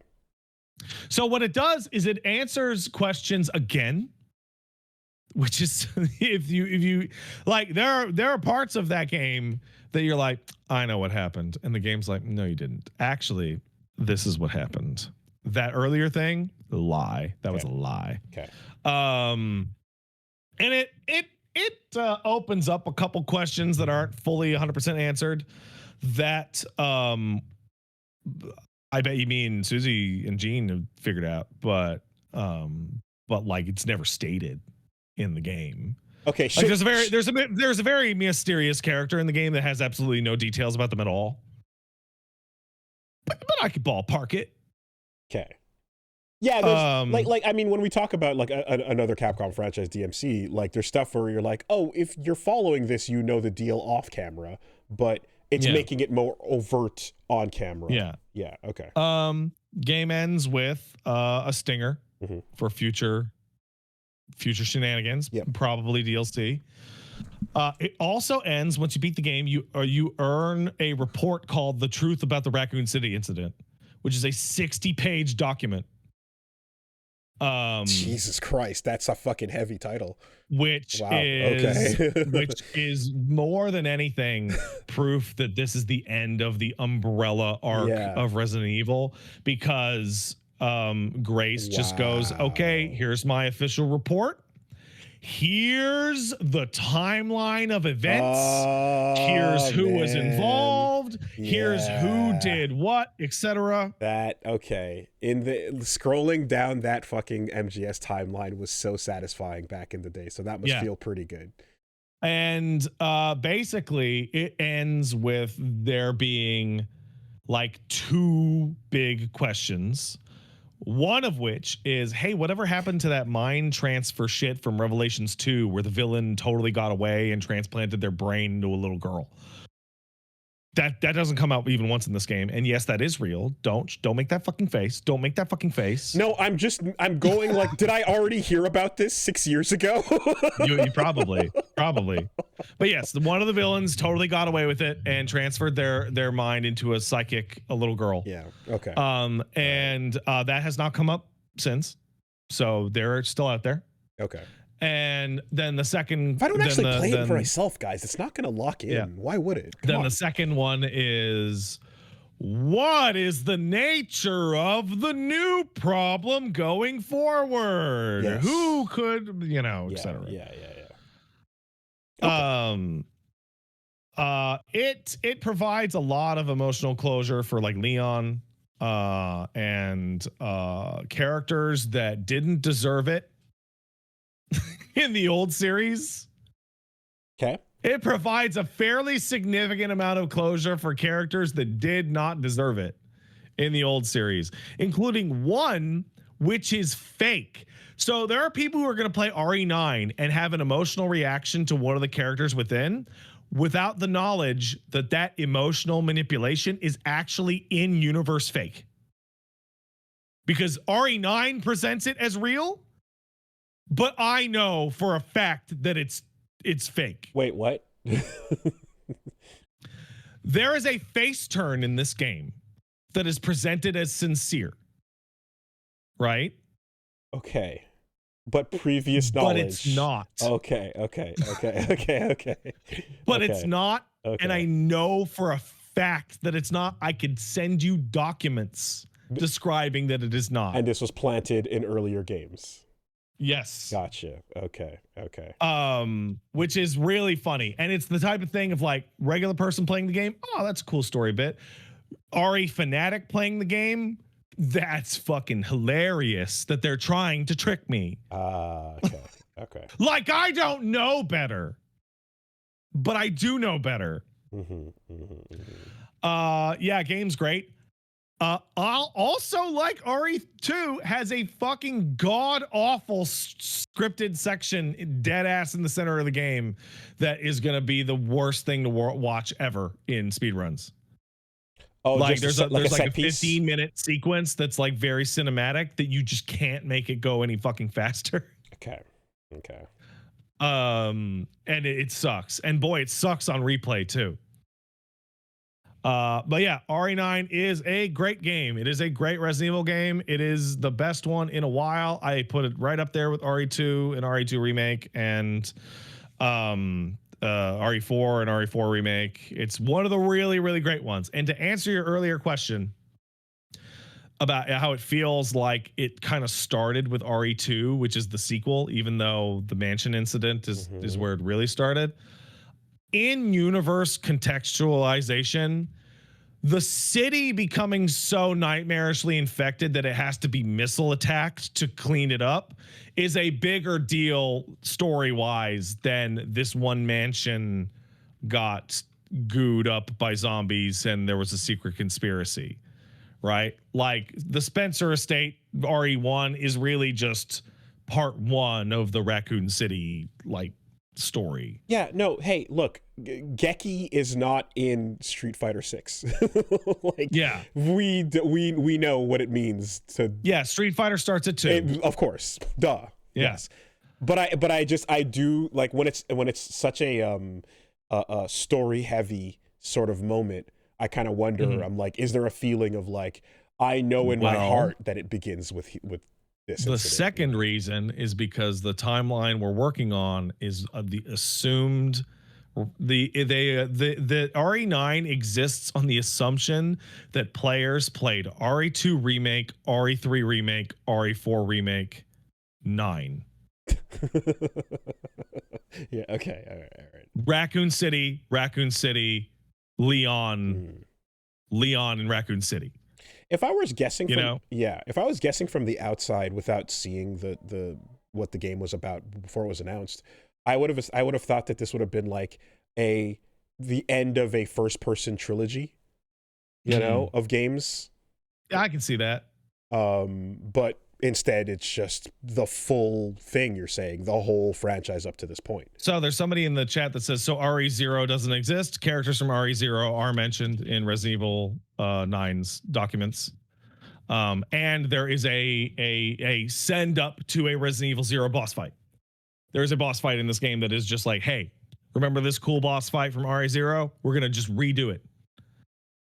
Are there just gonna fucking just completely redo it? Are there references to Caliban Cove? No, because that was written by S.D. Perry and is non-official. There are references to fucking Umbrella Corps and Operation Raccoon City. Okay, games. So they go fucking deep on this crap. Yeah, all right. I mean, if it's a released video game, I'm going to assume so, but a book is fucking... the CG movies are not explicitly referenced in any way other than the fact that there are sequences from this game that are highly reminiscent of some of those CG movies. Like, thematically. Also, I haven't watched all of them, but I think the last one that came out has Leon and Chris in it. Should be noted that the zombies in that movie can be cured, but Leon and Chris just mow down like hundreds of them like they're nothing. Like, who gives a fuck because they're in our way. Wait, what does cured mean? I mean, fully returned to humanity. Not like normal person, even if they're dead. They could go back to being normal people, yeah. What? Wait. But then... Yeah.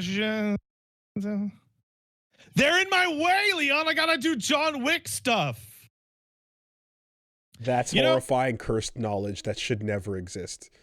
It's really interesting because if you that is franchise annihilating knowledge. 99% of them are far gone, are like cooked to the instant that they get infected, right? Yeah. Minus the like Plagueis type shit and so on. One of the things that stands out to me, I'm thinking about Leon, and as I often do, Everybody's crazy for Leon. Leon is like the most popular fucking character that I think Capcom might have ever fucking made. Well, duh. Everybody loves him. Yeah, look at him. They want to kiss on him. They want to be his pal. Leon Sex Kennedy. Like you look at him in Resident Evil 9, and he's like damn near 50 years old. I think he's 51 years old. He's hot as shit. He's super big. He's a John Wick fucking roundhouse kicking 80s fucking character, one-liner, witty dude with pathos and all this shit. And like he has been grandfathered into that character spot. Like he gets to do that because he's had games since like 98. But like if you made like the same guy that's just new Leon Kennedy, he'd be cringe as fuck. Sure. Yes. It's all grandfathered in, and yes, on his right? Existing. Like the fact that like, yeah, no, we've seen it. We've been seeing it for decades. We saw how he went from sweet little cinnamon bun man in RE2 and RE2 remake to this fucking old wisecracking hot uncle. You can't, like, actual people in their 50s can't pull off Trunks' hair. What are we fucking talking about? That's insanity. You're not allowed. You're not allowed to do Trunks' hair in your 50s. Only Leon can do it. And on the flip side, Grace is fantastic. I don't know. Hold on, Grace Ashcroft, voice actor. I don't know who her actor is. Angela Sant'Albano. She's great. Okay. She has an incredible performance. She does I am terrified for my fucking life like almost nobody else I've ever heard voice acting. Like the fear, not stutter, but stammer. You know that like I'm gonna fucking choke and die any second during my dialogue. She's really good. I agree with that, Asna. She might be too good for Resident Evil's voice acting. Okay. Like this is a genuinely great performance for what is at the end of the day this total hack shit that I'm crazy about. Okay. It's interesting how on paper, even the description of how the game splits up here, it's like, I don't know if it's too far to say it, but like what RE4's Ashley sections like probably could have or should have been.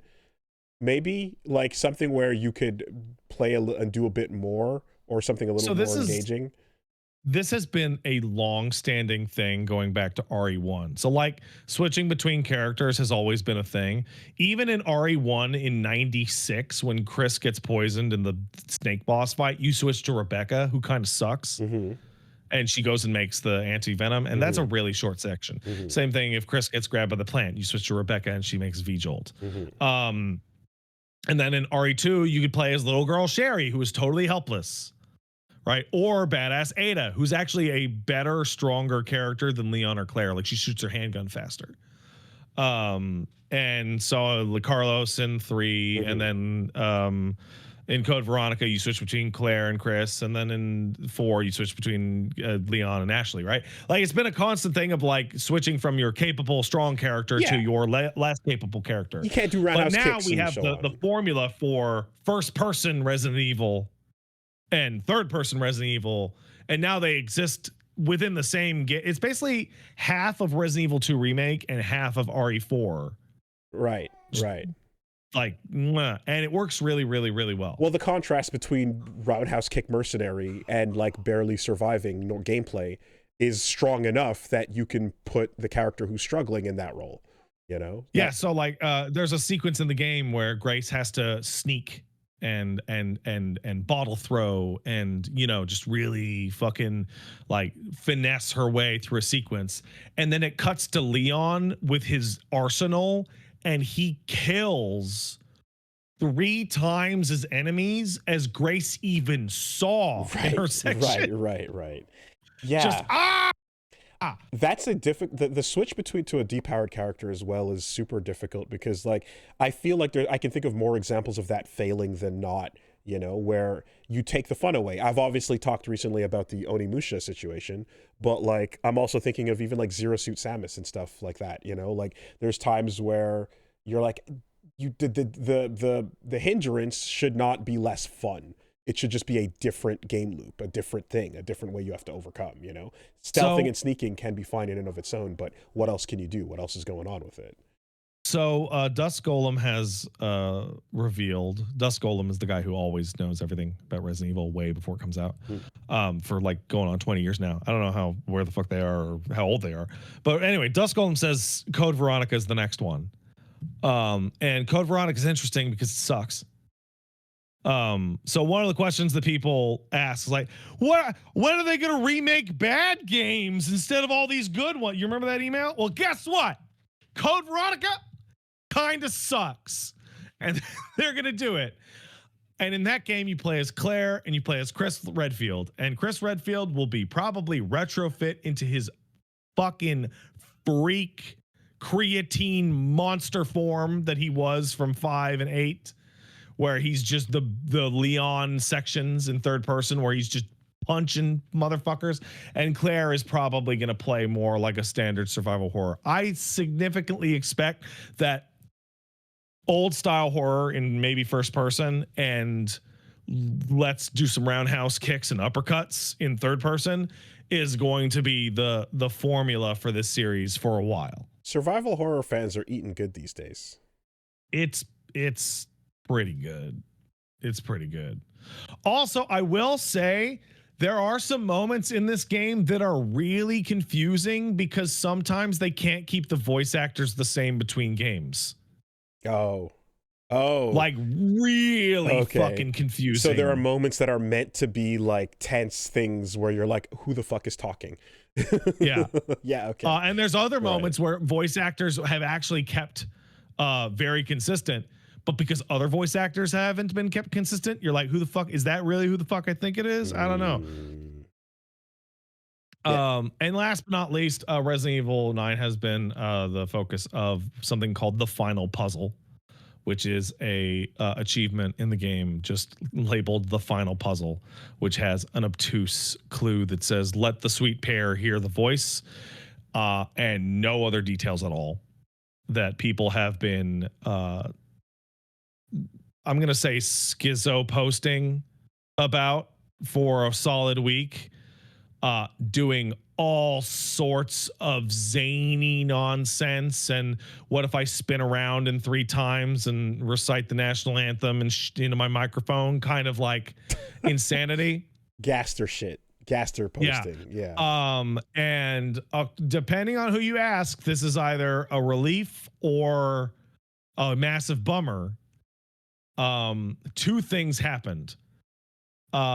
Some gentleman who was streaming the game went to go take a shit on stream and left the game running for like 20 minutes and came back only to discover that letting the game run in a certain room for like 20 minutes is the first part of the puzzle.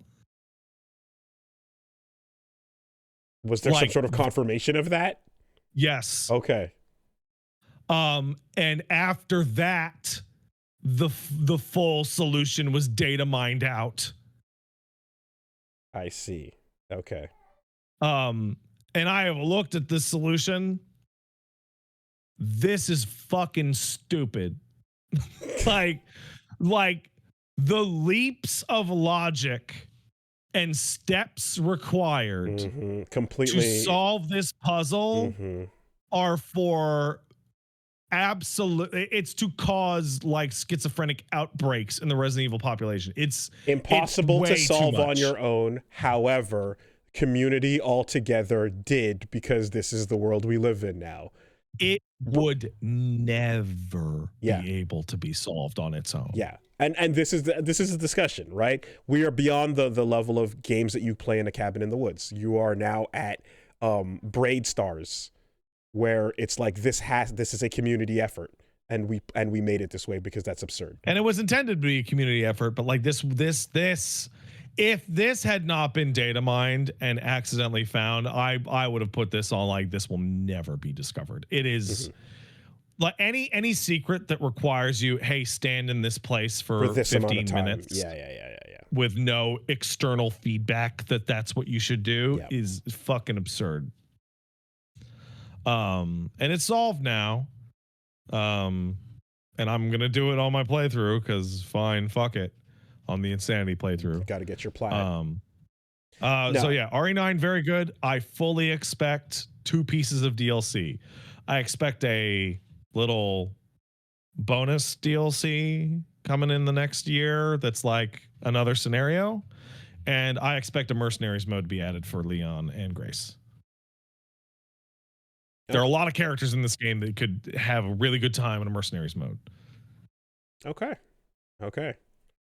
In particular, I would like a dual mercenaries mode where you play as one and then switch to the other. That's what I would like. The concept of end of Act 1 is kind of crazy. End of Act 1, dude. It's really nuts. Yeah. It's actually super nuts. Also, apparently Dusk Golem confirmed today that RE1 is getting another remake. That is not shocking at all. I mean, how long has it been? Are we further away from remake than we are from RE? Our remake was from RE1. Okay, you want your mind blown at dev times. So Resident Evil 1 came out in 1996. Okay. Right? Resident Evil Remake came out in fucking 2000. What was it, like 2002? 2002. Oh wow, yeah, okay. yeah, all right, yeah. And for years you had been saying remake is a perfect RE1 remake, therefore you don't need to. Oh, it's the gold standard that will never ever be topped. There is no game that was better changed, modernized, and improved than Resident Evil 1 to Resident Evil Remake. Now, Resident Evil 1 is an awesome game if you can put your brain back into its 1996, and there's been nothing like this ever. Yes. However, you still RE1 remake is like a perfect game. It's absolutely unbelievably immaculate. But there hits a certain time where, okay, it still would be on the table simply because of time, not because of flaws or corrections necessary. Yeah, so they said a long time ago when they were doing Resident Evil 2 remake, when they did it in the third person, like, we could do an RE1 remake. It would be different enough because of this camera. And I interpreted that as that will eventually happen. And what will happen with the RE1 remake is that there will be a fucking 2 lines of new dialogue there from a certain special character that actually has to do with the Resident Evil 10 plot. You're right. Worst case scenario, I think I could imagine would be like a remake that's worse than remake, you know. But if you do anything to set up phase 2, phase 2 has been set up. Yeah. There's a goal. There's a shot in the stands. There's even a new name of like, this is the name of a problem going forward. Time to watch WandaVision and Captain America TV shows, you know, and Quantumania. So what that will be genuinely is if you want to use the Marvel analogy, hey, they're going to re-release, we've recut Bucky in the, what was it? Falcon and the Winter Soldier. Yeah. And there's a scene at the end of it now that them hanging out talking about Dr. Doom. Sure. Yeah. You know. Right. Because that's what's going to happen with Code Veronica. Code Veronica is like a weird side bullshit that features a bunch of characters that never came back, and all you got to do is just so Resident Evil has this long history of, you play Resident Evil 5, right? And you find a document, and the document's like, we set up a lab in this other country. Oh, I wonder what happened to it. And you're like, oh, that's going to be a later game. Right? It happens over and over and over. Right? And they will probably do that in the Code Veronica remake. Or they'll be like, we actually sent a sample of T. Veronica to Africa. Right. And then you'll be like, oh no. Right. And now we get to engage in the really funny discussion for like 5-6 years of like, what the fuck are they going to do with Resident Evil 5, man? I don't fucking know. It's going to be crazy. RE10, REX. It's just Dino Crisis. we just. You know, there is a Resident Evil game that is Dino Crisis. It's called Gun Survivor 3, Dino Crisis. Let's go. Sure. Yep. Just swerve right into it. RE10, yeah, it's a different franchise, actually. It already existed. Would you believe me, Wooly? Would you believe me if there is a Resident Evil boss fight that is literally against a dinosaur? No, of course there's a T-Rex monster. Sure, man. Giant alligators, like fucking whatever. Yeah, snakes. Yawn. And it uses a Monster Hunter rig. That's fun. That's fun. That's pretty cool. Isn't that fun? Nice. Okay. That's like the worst fucking fight in the series. It's god awful. All right. But yeah, all right, that Resident Evil 9's pretty good. Pretty good. That shit's an event. Like, when you go to like put hey, I'm changing my game on Twitch to such and such. He tells you how many people are playing it. I went to turn it the other day and I was like 230,000. Holy fucking shit. Wow. That's a popular game. Wow. Yeah. Okay. Hey, I got to take a quick break. I'm being told by the rat behind me that it's time to eat. Okay. BRB.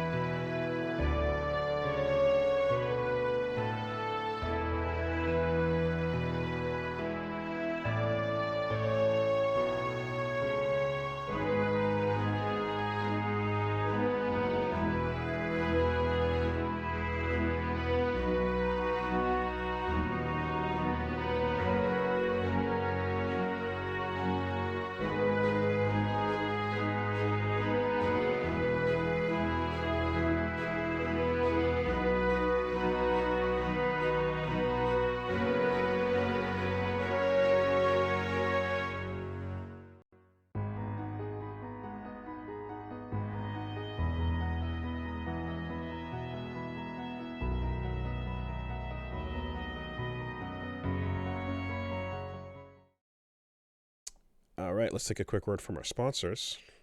I love you, sponsor.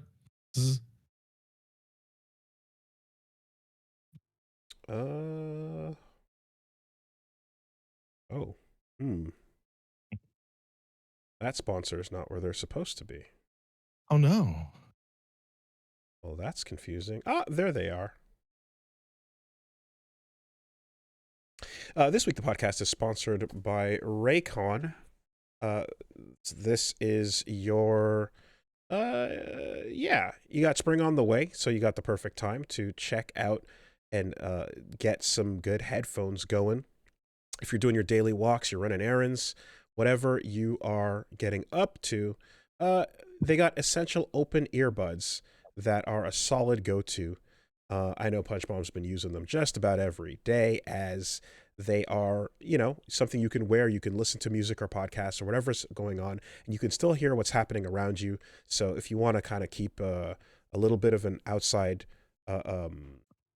you want to be able to hear outside a little bit, the sound of a baby, for example, is a good reason to want to hear Sometimes your baby's yelling, Dada, Dada, I need your help. And you need to know that they're asking for that in the annoyed voice and not the terror voice. And so that is a useful thing. Regular earbuds block out everything. You can't hear someone calling your name or a car honking or anything.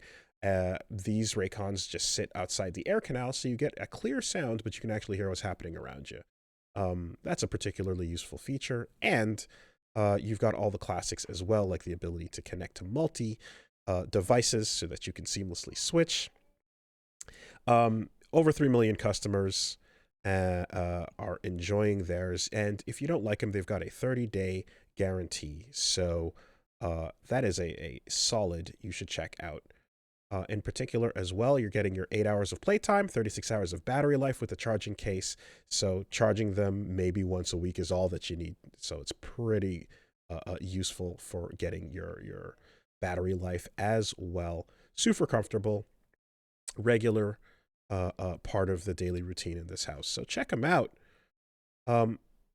You can go to buyraycon.com/superbeastopen to get 20% off. The Essential Open Earbuds are perfect for refreshing your routine this spring. Go to buyraycon.com/superbeastopen and you'll get 20% off. Thanks, Raycon, for sponsoring. Thank you, Raycon. This week, the podcast is sponsored by HelloFresh, and that is your meals taken care of, conveniently delivered straight to you, set to your preferences. If you are trying to pick something healthy to eat that will be saving time as you get through your busy schedule, you've got over 100 recipes to choose from each week. You've got cuisines from around the world, so lots of options to choose from, bigger portions to satisfy everyone. And when you're busy, weekdays, weeknights, weekends, whatever the case is, you want something to simplify the process. So good home cooking at night, easy, a couple of steps, and you got options that cover, if you're looking for protein, high protein, you got 35 to choose from in the recipes each week. New Mediterranean and GLP-1 free friendly options as well. And you get to feel the accomplishment of putting together a simple meal with some simple steps that tastes fantastic, because the chefs and dietitians put that together, and you're always getting it fresh, never frozen. So be sure to check them out. I enjoy a decent pasta dish from time to time, and it is nice to, again, feel accomplished by being like, I made this, I feel good, even though really it was the dietitians and the chefs that did all the work. But you put it together, and that's special. Go to HelloFresh.com/SuperBeast10FM to get 10 free meals plus a free Zwilling knife. That is a $144.99 dollar value on your third box. Offer while supplies last. Free meals applied at discount on first box. New subscribers only. Varies by plan.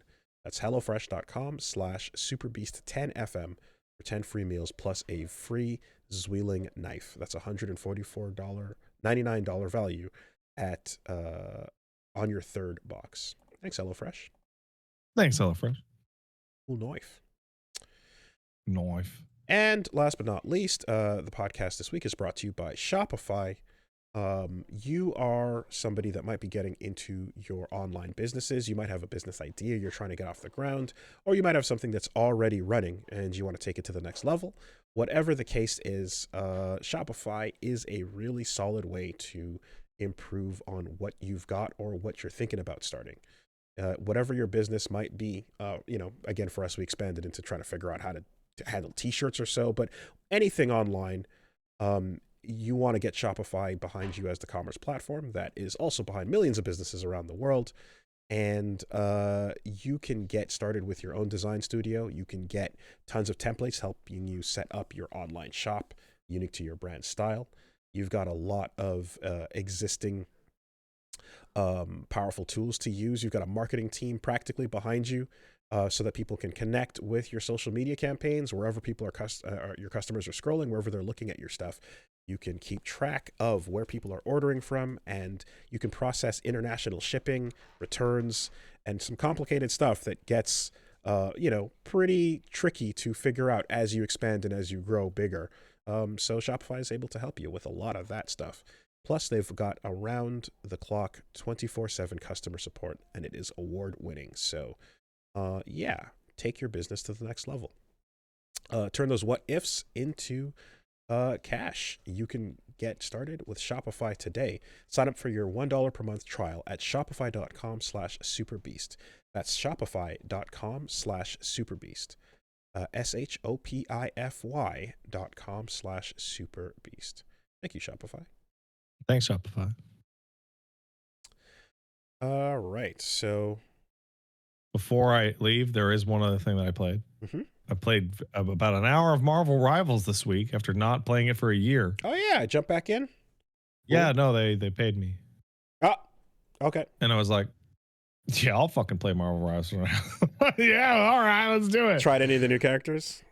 I tried a bunch of the new characters, and let me tell you, I don't know when the last time you loaded up Marvel Rivals was, but you hit that main menu now. Yeah. And it's just like, like every single couple weeks ago and flashing light that could ever exist in the human visual spectrum just attacks you all at once. I pulled it up a couple weeks ago to look at the costumes while we were talking about that. Nuts, dude. It's coming along. It's doing its thing. I have not seen a game hit me with that many. Like, I did a match and I got so many pop-ups with so many icons. I'm like, I don't know what the fuck I'm doing. Man, this is great. Rogue's a lot of fun. So is Daredevil. So in the live service conversation we had earlier, man, Rivals has done everything it can do to be like, why would you play another game other than Marvel Rivals? And you know what? It really is just kind of, it'll always be there. Well, it won't always be there. That's not true. It's a live service game. However, they can be there for a while. It exists as a thing that can be pointed to just say art is everything. Recognition is important, but art is everything. People looking at those characters and being like, those are cool. I enjoy looking at them and playing as them and watching them do their taunts and rotating my toys. Like, it's such a huge deal. I gotta tell you, it like East Asian Marvel aesthetic, be it Rivals or Tokon. Shit's hot. It's fucking so good. Shit's hot. Like, it's really, really simple in that you make cool characters that people enjoy playing as and looking at, and the rest falls into place as long as it's not garbage. It's Why'd you make it third person? So you can stare at their asses. Yeah. We made an ass costume to show the ass off. Did you see it? Every character bigger. Every single one. I mean, twerking Venom, man. Yeah, that's. And then there's that special event where there was giant Venom who was like 50 feet tall, and then somebody got the biggest size upgrade for the Ant-Man thing, and then just made giant twerking Venom sit there, and the lobby just stood underneath. So you know what the most nefarious thing Marvel Rivals has done? I'm playing Marvel Rivals, and I'm like, man, this is a lot of fun. I could get back into this, but I missed out on those old battle passes. Right? Because they come once and then they're gone, and those costumes are gone forever. To which people say, Actually, yeah, they came back. Sometimes they come back. They came back. And I'm like, oh, you dirty fucks. Oh, the carrot never leaves. Yeah. In fact, it's the FOMO system that everything should be doing. Yeah, which is, hey, it'll come back eventually. As opposed to the garbage we've gotten used to. Yeah. You know what's a really good example for 2XKO? You know what so they got to have one season of this where they're like, the only way you can ever get this Arcane Warwick costume is by buying this battle pass until it shows up in the store next season. It's rotating in the store. In fact, and I saw that and I'm like, oh, you. Oh, you motherfuckers. Yeah, I didn't know. I don't think that's the first game I've ever played with a random store rotation thing like that. It sucks. Is it? It might not be. That might be a lie. But I can't remember caring. If I ever played a different game that had that, I didn't give a shit about it. No, Helldivers had it, and maybe something. Then they took prior. It out. Okay. Helldivers took it out because they realized everybody hated that shit. Okay. Apex does it. Yeah, I just really hate. So Helldivers was really funny because it's my understanding / impression, which is a fancy way of saying I can't confirm this, that the reason they took it out is that the rotating shop is to foster urgency, but then the thing you would want would come back around, and then people would be like, I don't know if it's worth it, and then it would leave before the decision was made to buy it. Right. Cool, good stuff. This week on the Pat Show, I'm going to be playing. What am I doing? I don't know.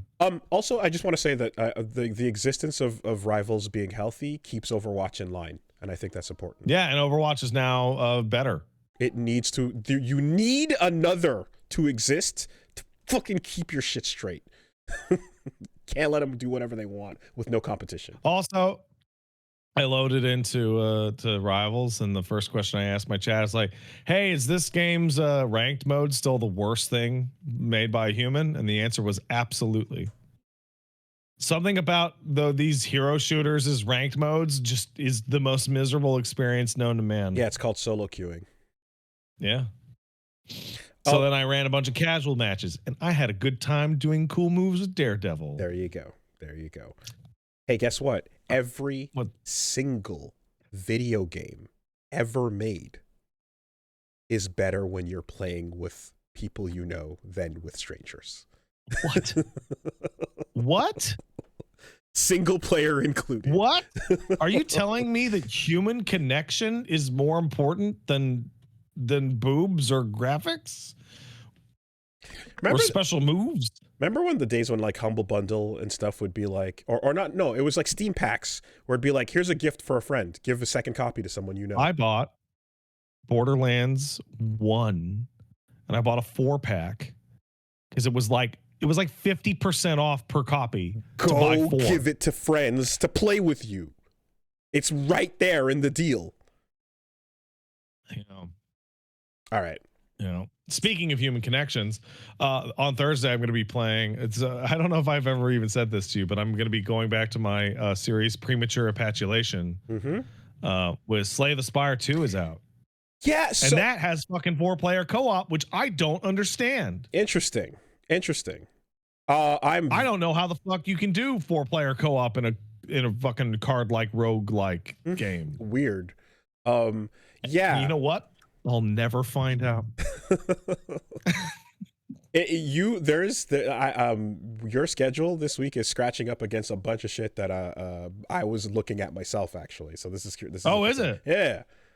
Are you going to be taking a look at Slay the Spire? I'm thinking about it. There's a couple of things I wanted to, but I played. That seems more up your alley than mine. Honestly. Yeah, I played a bunch of Slay the Spire like for myself off camera, and yeah, I'm super curious to see how the sequel goes.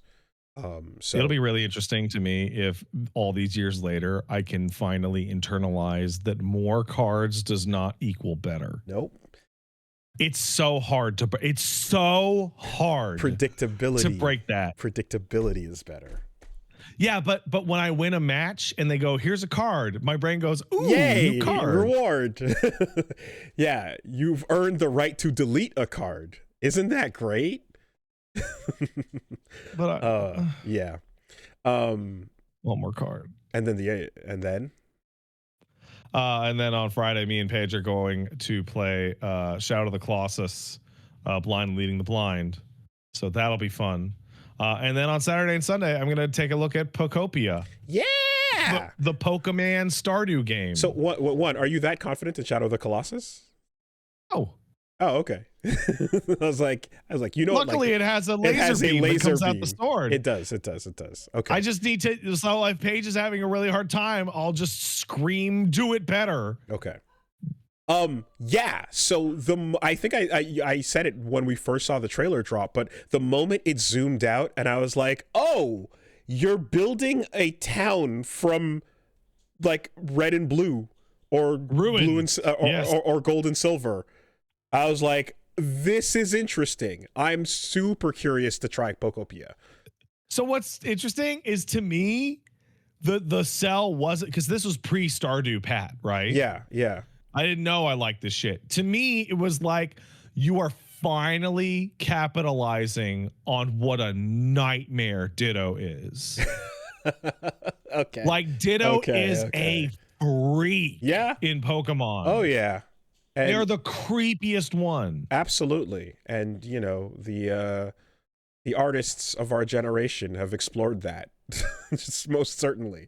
But I want to say that the idea of the Pokemon game that has the farming bit to it, but like you have the framework and the setup of building out a town that looks like one of the towns you would have visited, you know, back in the day. I find that super appealing and really cool, and I want to try that. Yeah, and also Magikarp's going to come up to you and be like, I need a bigger pond. And a Charmander's going to be like, it's too wet around here. Can you fix that shit? Just managing their little Animal Crossing desires. But instead of some fucking stupid little cat boy with hipster glasses that everyone's goon shitting all over themselves for, it's Hitmonchan or Charmander. And I've already said as well, but Pokemon Concierge is fucking 10 on 10. Just excellent, excellent, short, sweet. Let's go hang out and take care of the Pokemon in the wild. That's it. We're just taking care of them. It says a lot that I have been actively shitting on Pokemon games for like 10 to 15 years, like an angry old man. But I'll go, oh yeah, it's Squirtle and Bulbasaur. Oh, I love those guys. Like the brand power is so strong, it's unbelievable. I mean, I sat there and I watched the Waves and Wind trailer reveal, and it was. And I was like, that looks pretty cool, actually. Sure, okay. You know, we're doing new things, stuff's going out, whatever. But yeah, no, fuck that. Give me that Gen 1 shit. Forever and ever. Yeah, I'm old. Don't you understand? Yeah, I had to explain to Reggie recently the concept of like Gen 1ers and that idea. You know, learning about that back during the Nuzlocke, where, you know, the longer Pokemon goes, the more anyone who's like, nah, just the 150 is like going to be depreciated and be like an asshole, because you're like, there's so much more out there to the franchise, but you're fucking stuck in the first one. And but it's the aspect of the group that you discovered first. Yes. And 150 is a perfect amount for you to remember all of them. And that's why each game's first dex is like 150 to 200. It's like, it's about that. But then when you open it up to like the much larger one, you know, it gets a little... Well, so as a product and everything expanding and everyone starting at, you know, just also kids grow up and their first game that came out is not 1. It's going to be like whatever, like Gen 5 or something. So that happens. And then it gets confusing when it's actually Brilliant Diamond. But I have explained in that same moment that for me, the justification has nothing. It's not about any of that. It's real simple. There was a goal set from the beginning. There was a command, and it was gotta catch them all. And I spent a lot of time and effort doing that in high school. I got together with my friends who had Red, and we traded, and we all did our fucking plans, and we collected and completed the decks. And when the time came, even for Mew, It wasn't just a Missingno like fake Game Shark Mew or whatever. They came to the mall near me. Nintendo did the setup, and I went and waited in line and got a real Mew. I completed the Pokédex. I got 151, and I was like, well, now I'm done. I did it. I did the thing you said. I've completed the collection. That feels good. I'm satisfied. And I'm like, I get that there's more things to buy and do and whatever, but that collection completion feeling was all I needed at the time for a very long time. This is so good, because as soon as you start, so I've had the exact same conversation as you have had, like identical, word for word. And what's funny is that as you started in, I kind of like always opening up this can of worms, because when I start talking about this, everybody hates it so much, to the point where there was a guy in here that just went, "Oh, would you just shut up?" And I'm like, "No, you shut up." So he's gone now. But regardless, I don't care what, I mean, if you people want, I don't like, everyone do what you do. No, first of all, I did what the thing wanted me to do, and I got my enjoyment, and I really was happy with that collection, and I was like, yeah, I'm satisfied. And to double down on that, the second piece of Pokemon anything that I purchased was Stadium, because Stadium allowed me to play with my collection that I already had. It was a way to enjoy my existing completion that I did. So I was like, awesome, thank you, I'm down for this. Like of note is that it's like they have not used that tagline in a long time. Is the usual response. Yeah, they haven't used it in like a really fucking long time. And what I think people who say that and are correct are missing is just how ridiculously hard they pushed Gotta Catch 'Em All in the 90s. It was a song. It was on every single piece of merch. Every day after school at 3:30, I heard the song. Like, what do you want me to say? You're depreciating and it's like the thing you baked in? Yeah. It's like, here's the thing. The marketing and the propagandizing of this ideology worked super hard. It's in my chest since I was a child. Collection. It's you can't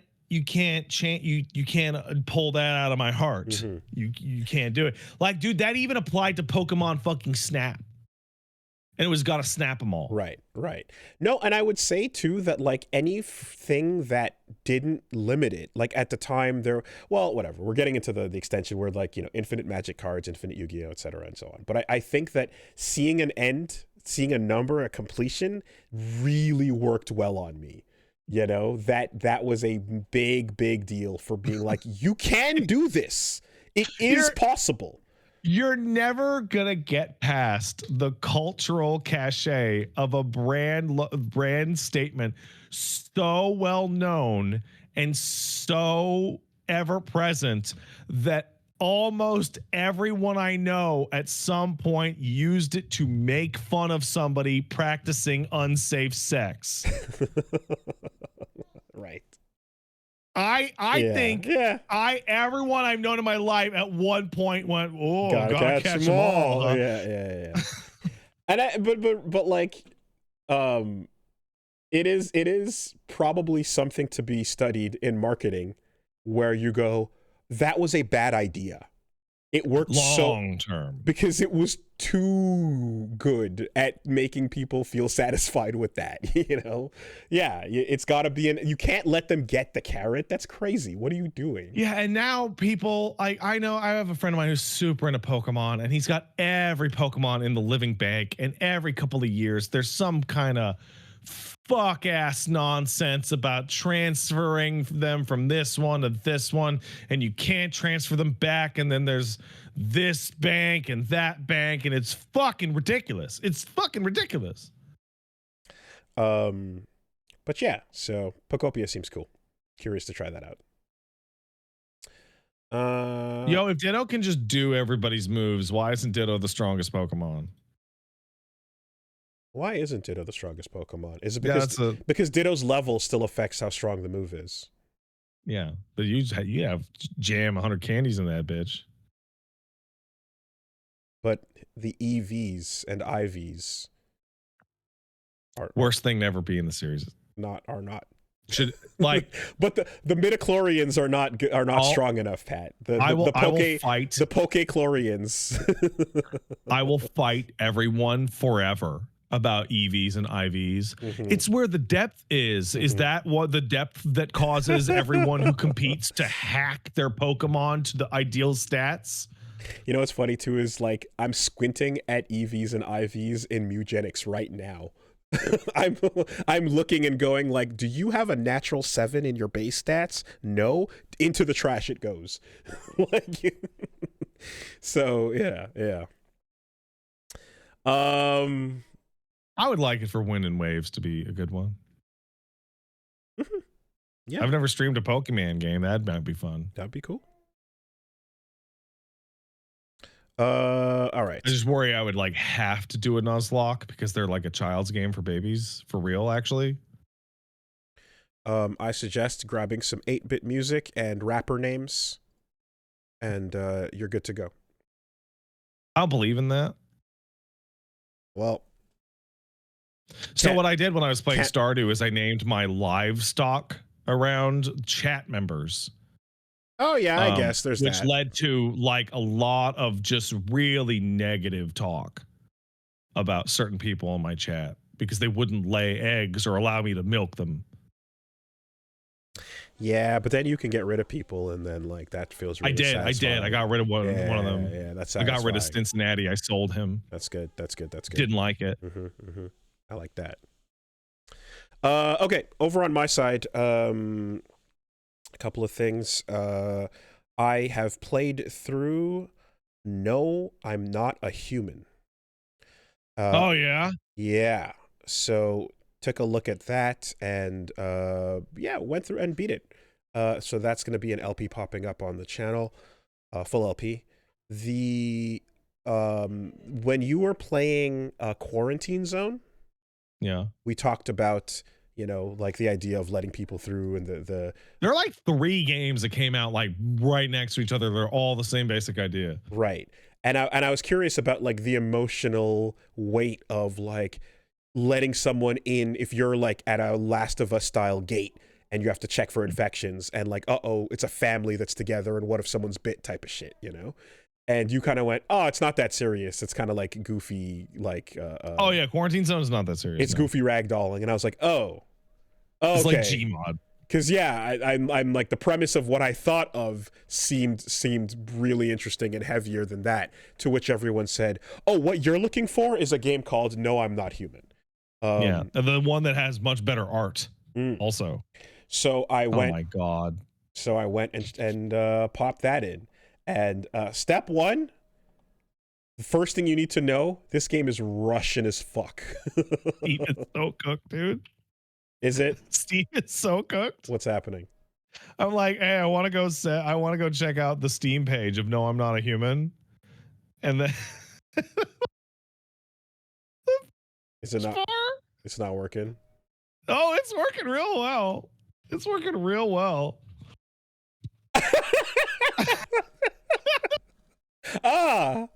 Okay, so there's multiple products for sale here.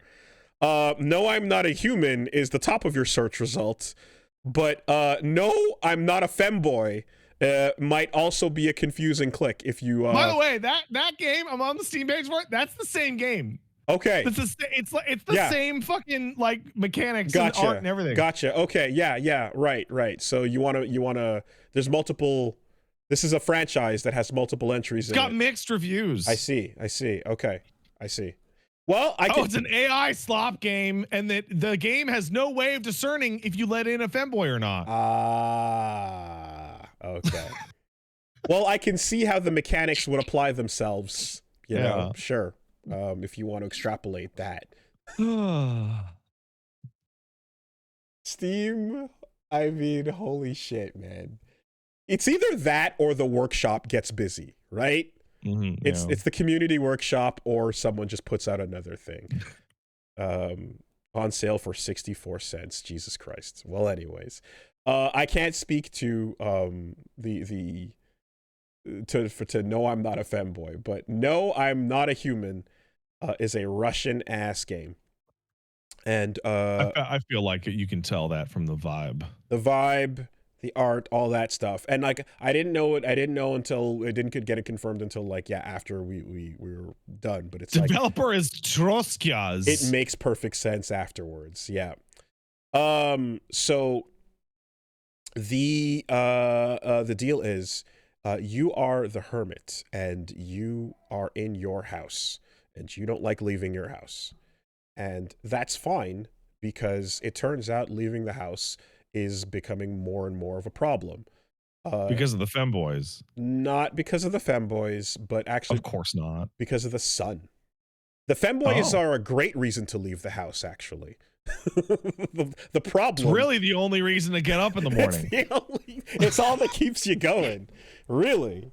The problem is the sun is... something's wrong with it. And it's fucked. And so...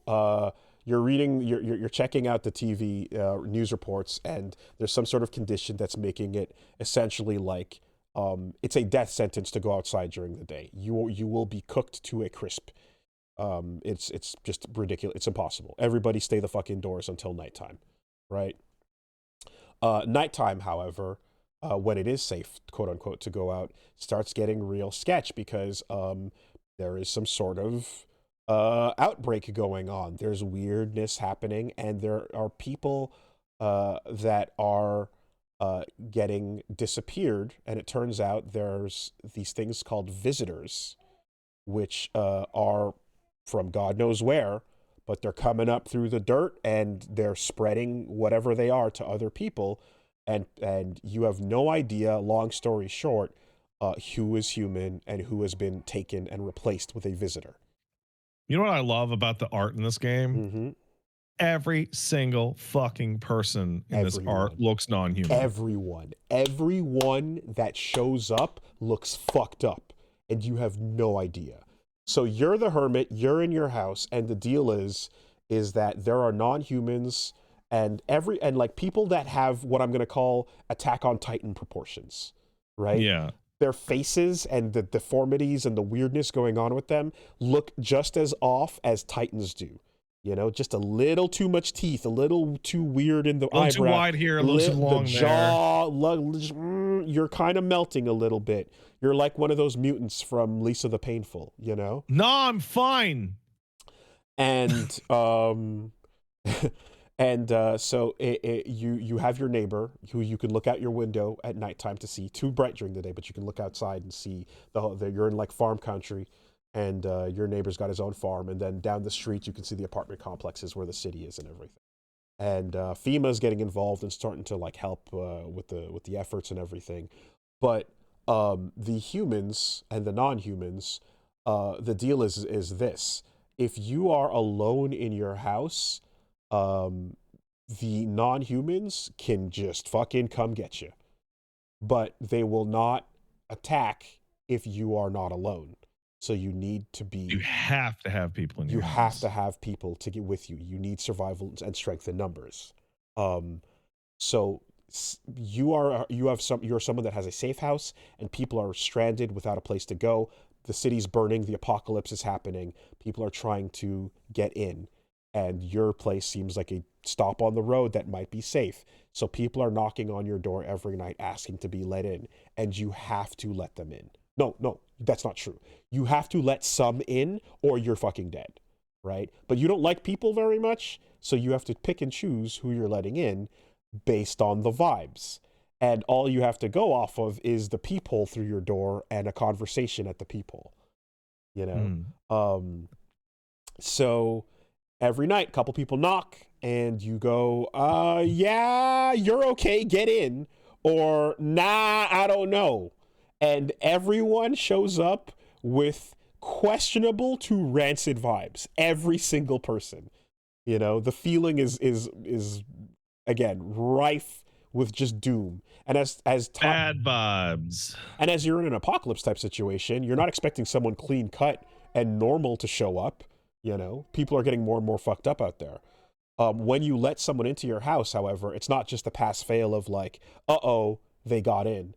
because they stay in the house. And simply having one person in does not mean the game is over necessarily if they're a visitor.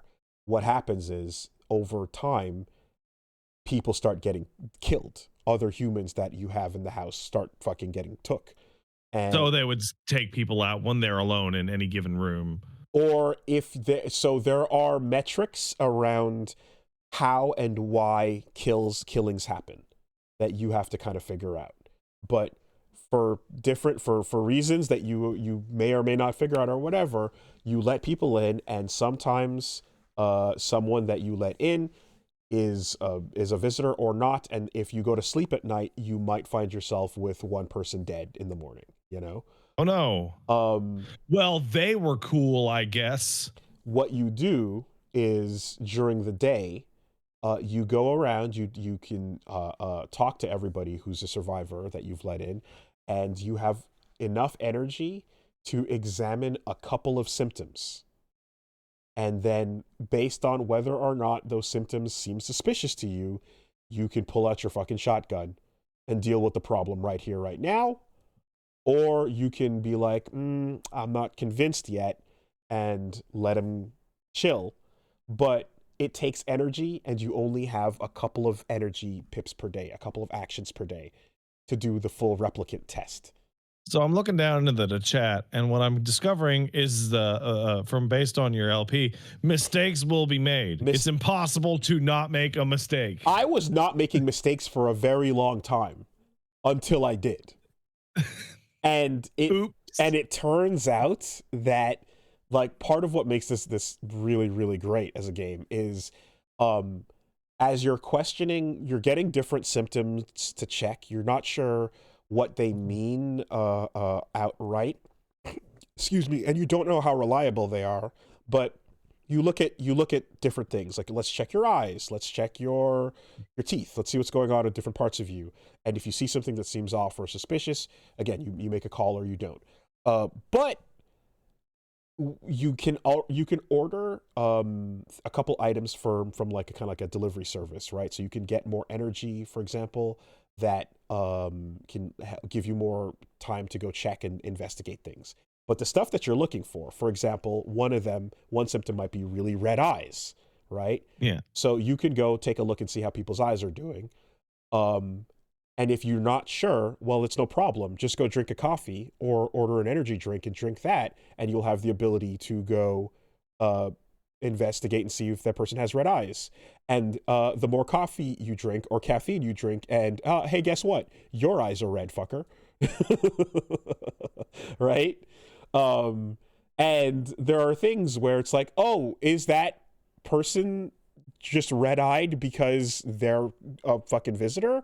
Or is that a child who's crying because they just lost their parent and they've been sobbing uncontrollably all day? So of course their eyes are red. Out into the cold with you. Right? So you have a lot of things like that where you're basically judging the symptom based on the situation the person's in. Is this somebody who'd have fucked up teeth, or would they have clean teeth? And what does it mean if they have one or the other? What would you expect, and what call should you make? And all that's great.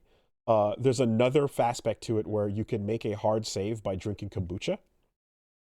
And even after the game ends, that save persists, right?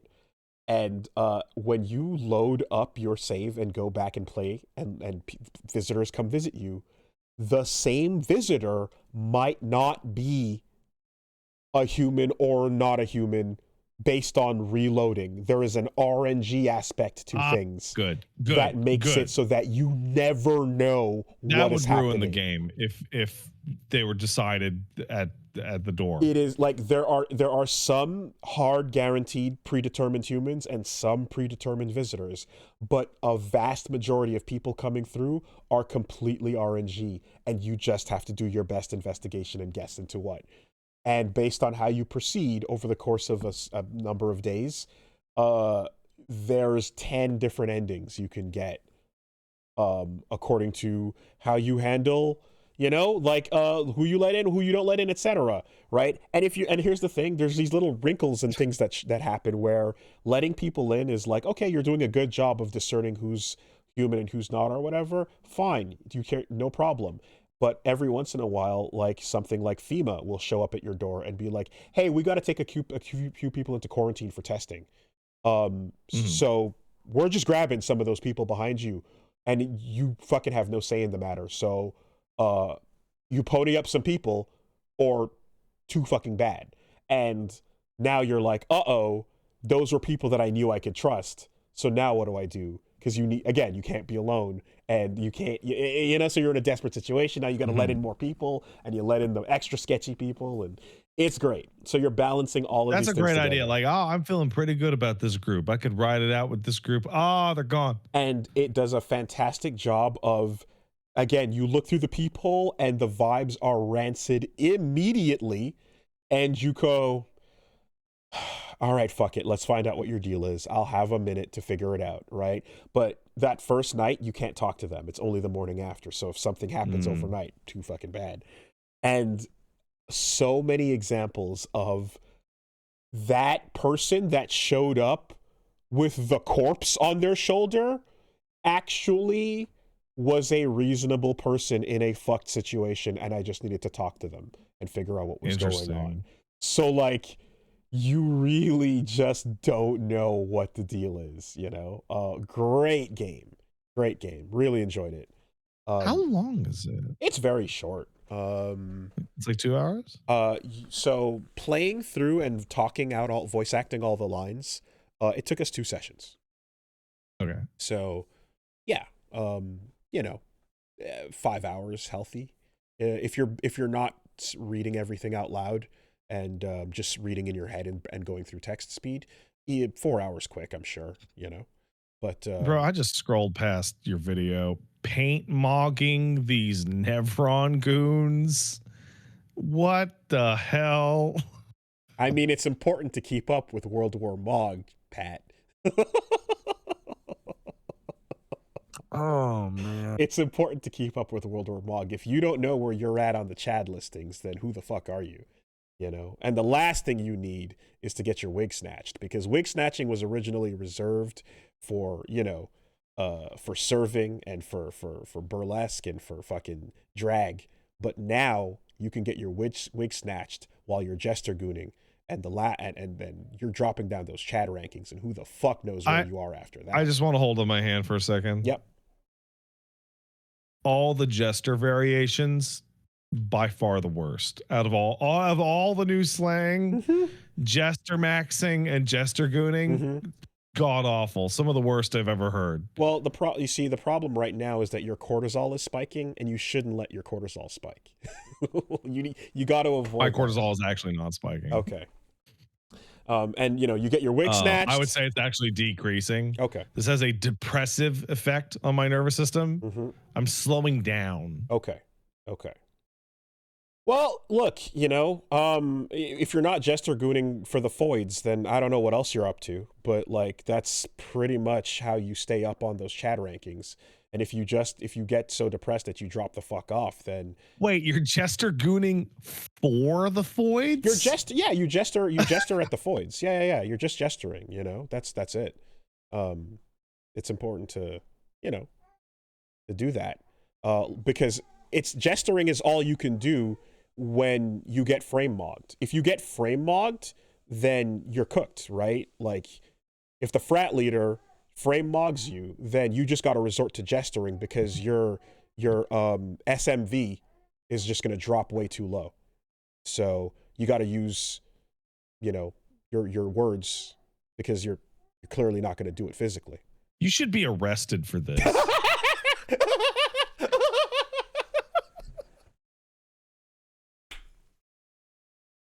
You asked. I didn't volunteer.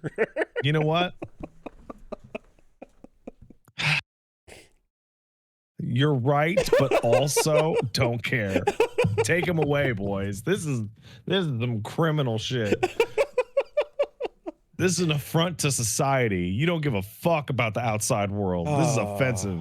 You gotta stay on top of it, baby. You gotta know what's going on out there. Oh, I actually disagree very strongly. You can't let these people that shit on us for not watching Bionicle, you can't let these fucking kids talk their shit All right, you gotta stay on the up and up, that even beyond what they know, so that when they come with their shit, you go, yeah, I don't know anything about Ben 10, but I know what the fuck is going on with the ASU frat leader. So I'll tell you what, Wooly, I actually disagree. My form of resistance against the kids is not to actually understand or internalize even a single word, so that when I do repeat it back to them, they all just take like horrible damage from my old man vibes. Oh yeah, no. If you boomer 6'7", you know, on somebody, like, they'll just melt. I mean, that works. Sure, for sure, no doubt. But we've already. Oh yeah, dude. We were at the Costco. We're moving beyond at this point. We were at the Costco, and our bill ended in 6'7", and the lady was there, went, haha, 6'7". And you want to bet what fucking happened? The baby. Yeah. Said 6'7" and laughed. Yeah. And then I looked at him and I couldn't help it. Yeah. And I did this. There you go. And then the baby did 6'7", but like this. Yep. And then Paige turned and saw it. It was too late. Yep. And she went, oh my God, stop it. And the baby goes 6'7", and she was like, no. And then the hammer of dawn just struck the supermarket. Yeah. But here's the fun thing about six. So here's the thing that, like, I do understand the kids at their core level, right? Because in that moment when I was doing 6'7" with my toddler and my wife hated it, I was like, this is what 6'7" is. It's I'm doing it and you're doing it, and the person next to us fucking hates it. Yes. Before now that's an emotion I can understand. Absolutely. Before 6'7", you were flossing to make people die. I was not. Don't. Well, you could. Don't put that on me. You could floss to make someone die. You know. That was an easy one. Anyways, all this to say, don't ask if you don't want to know. All right, it's real simple. What was it? I had a teacher that said this. It was play stupid games, win stupid prizes. Win stupid prizes. That was my shop teacher, and you can imagine why he would say that. Yeah. Every single. Did he have all his limbs? Did he have all his? He did. All his toes and fingers. Yeah. Okay. All of them. Okay. And every single year, he would always give the same speech, and he would always say the same things, and it always boiled down to, "Don't touch that when it's on." And every single year I was at my high school, the first week of class, there'd be some kind of fucking emergency because Jimmy or Billy thought, well, the soldering iron can't be that hot or whatever the fuck.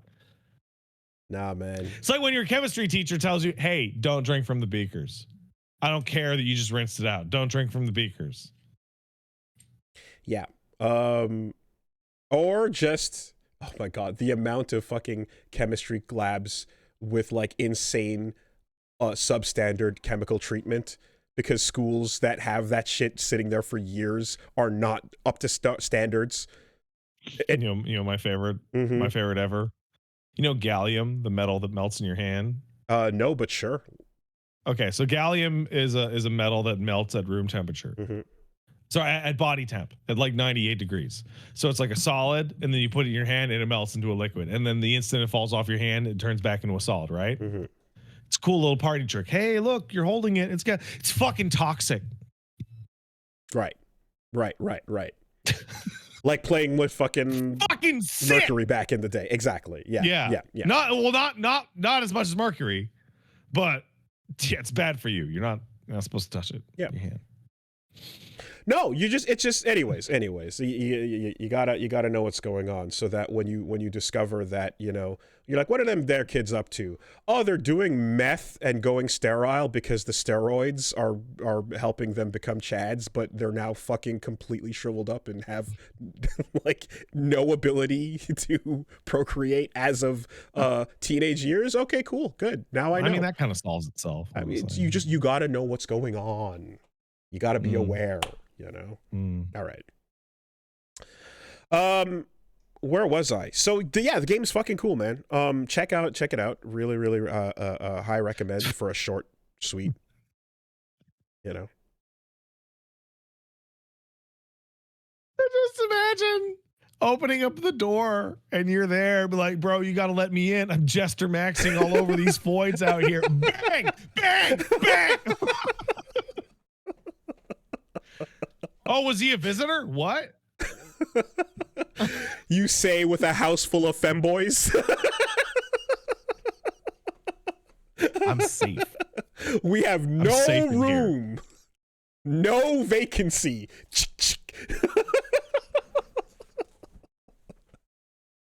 Yeah, all right. Good game. Good, very strong. And the other thing we did real quick was I swerved back around to check out a little more of Absolem. And they just had a big update, right? They did. There's a big patch for a bunch of stuff that is content we haven't gotten to, so who the fuck knows? There's like tweaked this and updated that and fixed this, and we're like, yeah. Yo, I love it. I love it when you read through a patch note and you're like, I don't know any of this the shit. mechanics of this fucking thing you've never heard of. Yeah. I'm like, okay. Yeah. And so by playing a little bit more, we got a good run going, and we're able to make it like past that first big boss, the Under King. And then you get your fourth character. You get Brome. Yeah, that's I got to him when I did my sponsor stream, and I was like, this dude fucking kicks. Brome is so cool. Just a mage beat 'em up character. Yeah, like frog magician. Yeah, awesome. Floats around, does his thing. And once you have those 4 and like the game is like opened up and running, you get the 4, and then you get the next thing you get is combination boons, right? And I'm like, oh, now we're doing co-op Hades, like real serious synergy shit going. You have the ability to make builds, and you're doing it together, and picking your specials according to what works best with your build. And it's like, okay, the one I leave behind, that'll work for Reggie or whatever the case is. You choose accordingly. And even going down to an area where it's like spend some money to like get a trinket for sure, to then like aim your build in a specific direction if you're willing to spend it. And it's like, yeah, this game is really well done. I think beat 'em ups, we've talked about many times about they have to evolve and they have to do things beyond just like the old Final Fight days. And we've seen a couple different variants of what that might mean.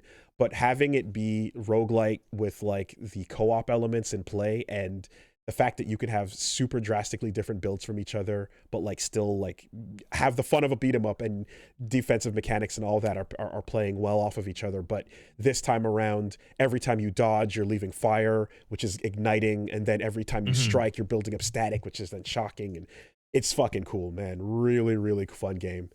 And then juggling the bodies builds up meter so that your next encounter is better off as well. Like, yeah, I love it. It's a great beat 'em up. Might enjoy that another time. Every now and then might pop that back in and just take a crack at it. It's an easy one for a random weekday. And then the only other thing, the Avatar Legends playable alpha, the second round was this weekend as well. So Toph was playable in that, and from the initial peek I saw and then that trailer releasing, I was like, yup, this is an incredibly interesting fighting game character. And now in hand, she's awesome. Really fun, really well designed, super unique, and exactly what it seems like. The game is all about movement, speed, and using firebending, airbending, and waterbending to fly around the screen and fight and do combo, etc. But earthbending is I'm fucking sitting right here and I'm using armor to bring you to me. One of her moves, little baby Aganos. yeah, like she puts the wall down behind you because fuck you, you're in the corner because I said so. And like, again, I'm not dashing to you, I'm pulling you and the wall to me. The ability to launch that platform up and extend your ground combos and shit, she's really fun, really well designed, great just way to imagine earthbending as a if for a fighting game. And like, what's fun about that? Armoring through things, big hard hits, and if you set things up by putting the wall behind them and trapping them with your pillar, you do a big combo, you hit them into the wall, they pop up, and then you can extend that into other shit. As a big armored heavy hitter, Toph has a command grab level 3. The metal bending special that she does is it's a grab, and if it whiffs, she punches a door at you that still does decent damage, so you can combo with it too for utility. Yeah, a lot of fun, and just a great feel for her. The references and everything are on point. Her round one, I am the Melon Lord, and she grabs the belt and starts vibrating the screen and everything. Like, she talks so much shit, and mechanically, some part of her shit. I mean, I told you about like the redemption meter with Zuko and the hubris and like being hot-headed with Korra are like part of her kit. So something you can do with Toph is you can hold down the flow button to taunt and talk shit, and she has a custom insult for everyone on the cast. Oh, perfect. Yeah, she's fighting Zuko like, you want to see what real bending is like, sad boy? She has a custom insult for everyone on the cast, and when she completes it, she strips away their chi. She takes 2 pips of chi away from them. And it's very difficult to stand there in a fighting game and do a taunt, because what the fuck? It's a little rough. Unless I put a wall in between us. Of course. And stand and talk shit from behind the wall, and you're busy breaking the wall down to come at me. Right? So it's actually potentially practical for some situations. That's pretty good. Yeah, and I can just say that, to reiterate a previous thing I've said, I love defensive mechanics. I love all that. And there's a big reason why, besides the fact that it feels cool, is that when you're having fun on defense, you don't have this when is it my turn feeling that a lot of people struggle with because I didn't pay $60 to block, right? Getting hit and then having to watch a movie, etc. As much as like I use that to talk shit, a lot of people are like, this sucks. I hate this feeling. I don't like being put in hits done, or I don't like having to just sit here and block all day or whatever, right? Even though it's a crucial part of the game, it's not the funnest part of the game. So if you make defense fun by having it be like, no, you dodge and evade and move and you can do stuff, and while you're getting swung at, you can pick how to move and evade and then counter. That makes it so much fun, because the action movie that we're having a sequence for, I'm dodging and getting ready to swing back at you, So yeah, defense is fun in this game, and in this case with Toph, she's not just dodging, but she's also armoring through, and it's great. So good stuff so far. And yeah, I hope that we get an open beta with maybe 1 or 2 more characters next. I'm sure there's some What's the total roster list? I don't know who's confirmed. I don't know what the total number is, or I'm not sure if that's confirmed to say yet. But what I can say is publicly, I believe they have confirmed. We know that Azula and Sokka are both coming. So. They said Azula gotta be there. Okay, if they said 12 publicly, then yes, it's 12. Yeah. 12's all right. 12's fine. And the game's great. The game's for the way it plays out as a 1v1, it's pretty solid. Yes, so you can imagine what they're about. And yeah, Sokka coming in with his boomerang shit. We'll see in a minute. So good stuff on that. Yeah, this week we're gonna be continuing. So finished off. No, I'm not a human. Yesterday, tomorrow, again the closing parts of Expedition 33, and I'm going to take a look and see. I might do a couple of multi streams because there's multiple things I want to check out. I've mentioned I want to check out Slay the Spire 2, want to check out Pocopia. I'm interested in taking a peek at Neo 3. That game's great. It's also fucking huge. That's why I'm saying just like wildly intimidatingly gigantic. That's why I'm saying just a peek, you know. I don't know that I'm going to have the time to fully do some of those demos that came out during Next Fest or the that shit's over. Oh, no, I know, but I'm just I was talking about like I was thinking about doing the Zaum thing or so. I'm still, you know, I'm not sure. And then there's one thing that I probably going to throw on the list called Space Warlord Baby Trading Simulator. Oh, dude, I feel like that name hit my brain, so but I didn't actually look at it. I'm definitely going to at least be checking that out later this week. Oh, stonks go up for babies. Sucked into a tornado. Got it. Short that baby. Short that baby. Short that fucking baby. Short it. Make money. Trade baby. Yeah. Short it. Short the baby for cash. So we are going to be doing that. That's Wooly Versus on Twitch and YouTube. Swing by, check it out. Okay. Wow, you're not kidding. It's just a gigantic text on the screen that just says "short that baby." Short the fucking baby. Short it. Buy high, sell low.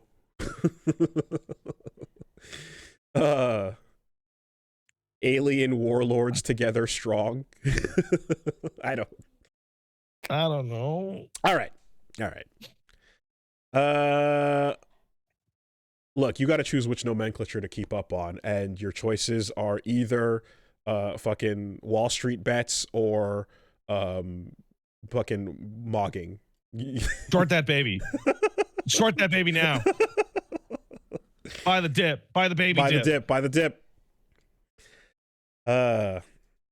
Okay, so I'm Kramer minimizing. Thank you. Oh, good.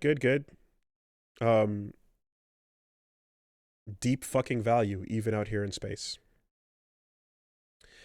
We have a couple of news stories. We already touched on Highguard as we walked in. So more like Byguard. Am I right? Ah, yeah, suck it.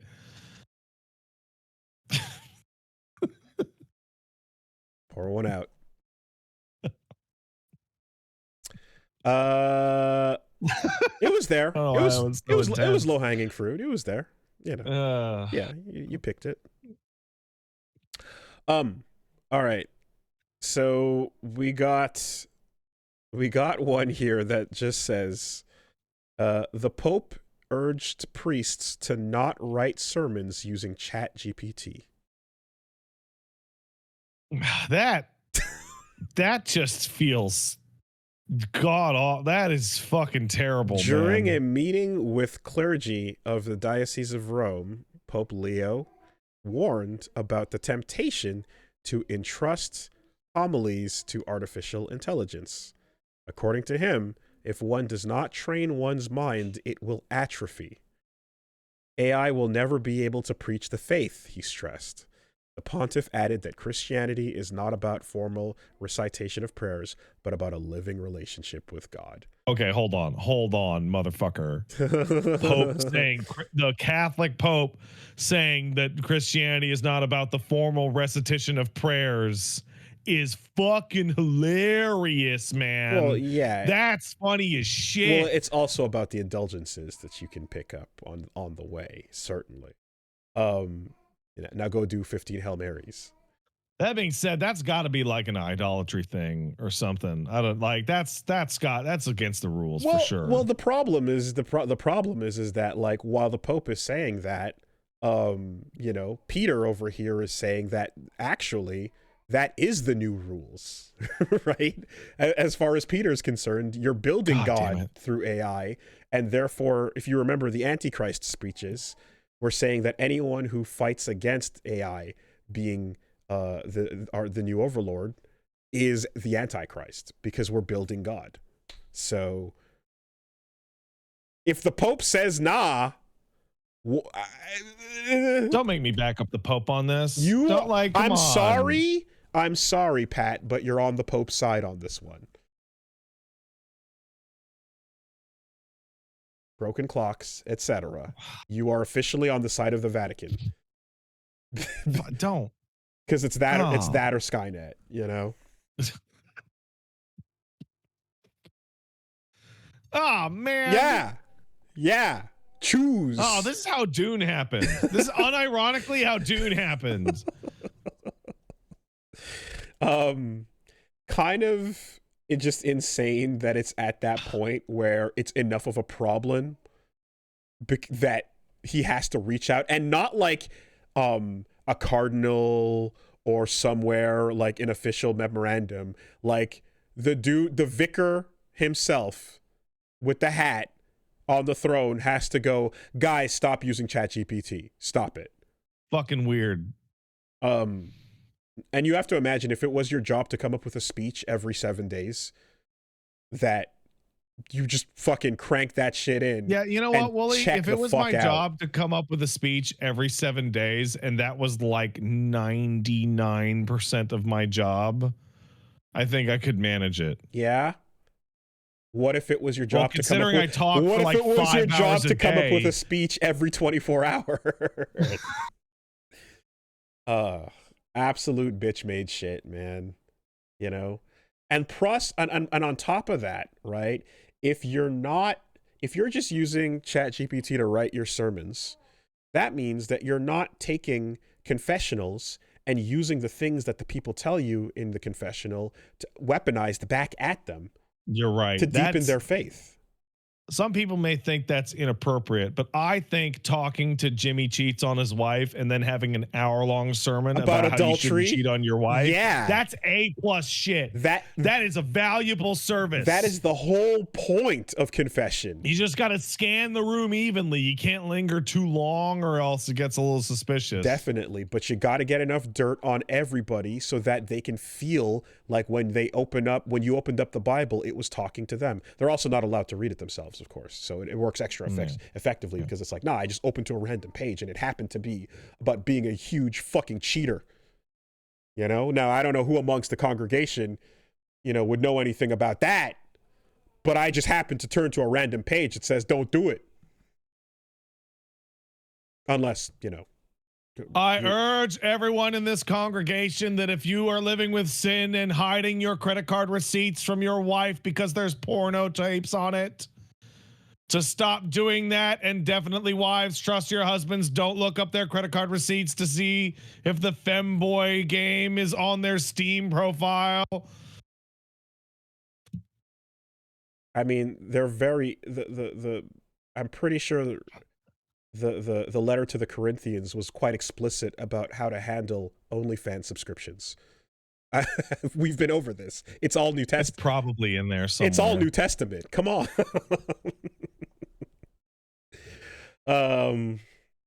Okay. And alongside this, both PlayStation and Microsoft have now filed patents for an AI helper that'll play games for you.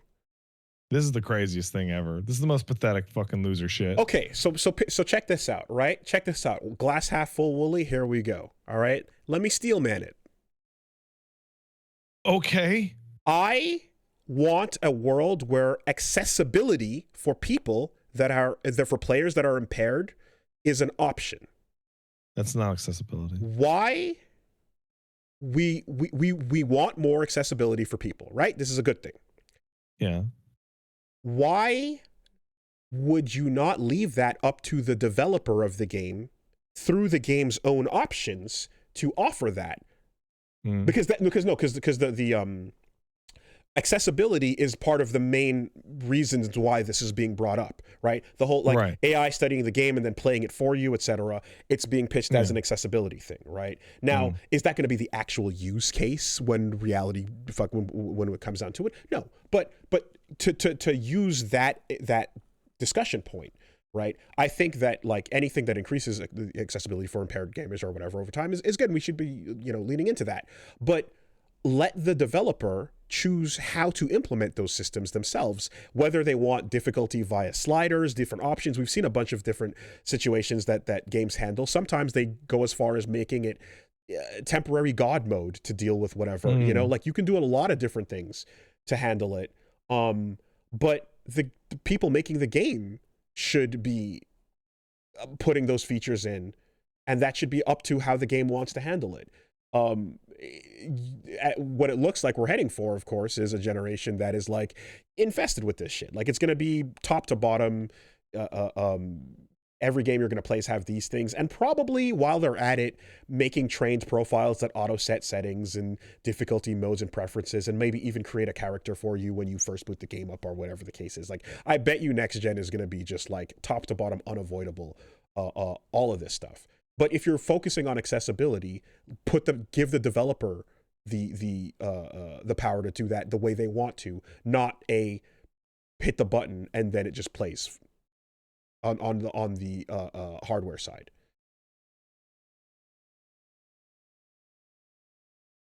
So every time this comes up, every couple of, it feels like every couple of months, there are two forms of accessibility conversations in the gaming space.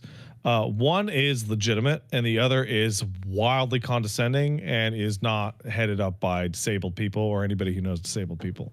So the legitimate one is discussions about color blindness, low visual aptitude, color blocking, black and white modes, button tapping versus button holding, control options, remapping controls, in some cases slowing down game like speed, certain phobias, the arachnophobia toggles, the flashing, most common one, brightness, support for non-standard controllers, which also goes into controller remapping. But like number one with a bullet is like color blindness, followed by like FOV, followed by like tap to hold versus just hold. Like those are like right off the bat, right? Mashing in general. Dyslexia, appropriate text, text size options, just a huge variety of these things, right? Trigger pulls that are like, yeah, that's like there is a physical impediment, be it usually it's eyesight, sometimes it's hearing, sometimes it's physicality control, etc. That is just creating a hard stop on ability. Just like I'm colorblind. There's a million fucking puzzles in a million games that somebody with even red green they're fucked on. Just can't do it, right? And then there's the second discussion about disability and accessibility, right? Where it's every time a fucking From Software game comes out, I'm not disabled, but this game's so hard, they should have an easy mode made for disabled people, because disabled people can't beat hard games. And every time that happens, people with motor control difficulties or visual difficulties or hearing difficulties come out and just start screaming, fuck you, you bitches. Like Paige has like wrist problems and brain damage and memory problems, and she fucking blasted through Dark Souls and Bloodborne. That shit's hard as fuck. Bitch. Rest in peace, Broly legs. Beat up tons of people in Street Fighter. Rest in peace, Broly legs. Run the fucking set against him and see if you can fucking stand a chance. See if you get a round. Absolutely. Yeah. Absolutely. So like my wife is disabled. She fucking loses her mind when this shit comes up. She goes crazy. And this is a discussion of the second type, where it's like, oh, poor little wheelchair babies need the game to play itself. Like, it's fucking awful. Well, because it's just I want to put the AI in the thing. I want to sneak it in there. And you know what?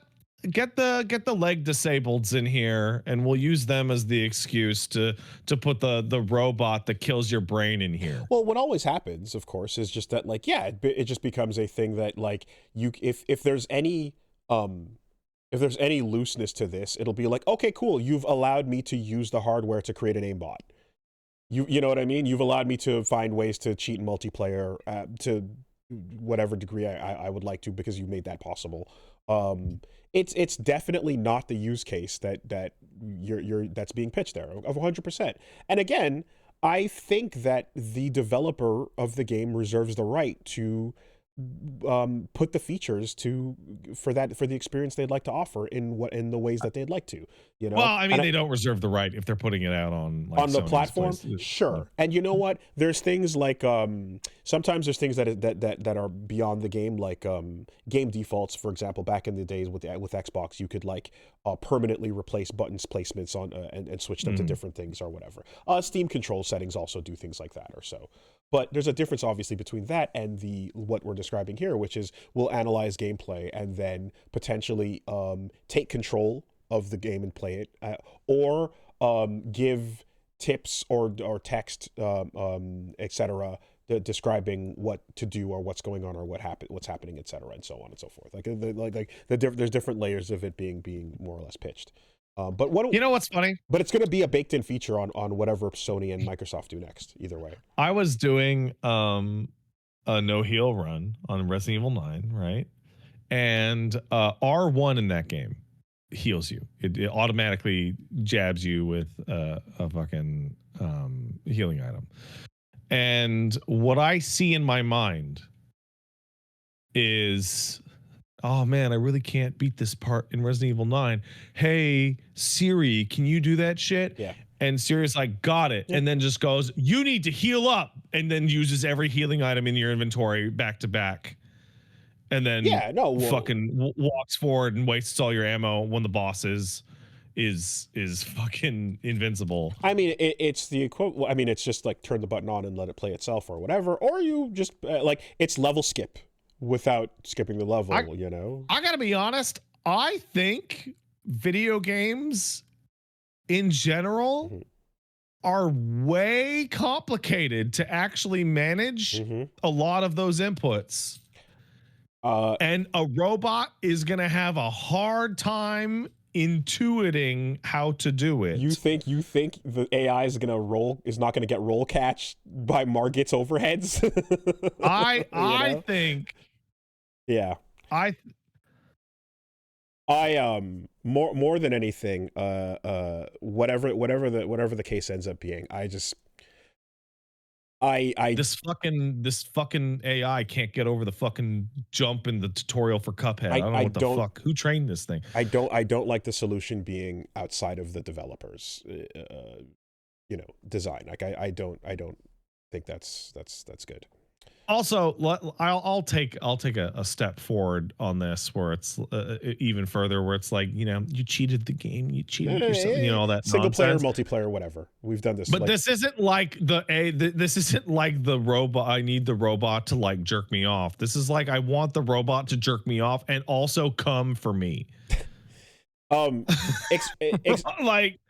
the cheats or whatever, the fucking single player game versus multiplayer, we've talked about this many times. It's a different thing. You're not ruining someone else's experience, but regardless, like, yeah, if you're doing this in the name of accessibility, it's like, I'm not buying that.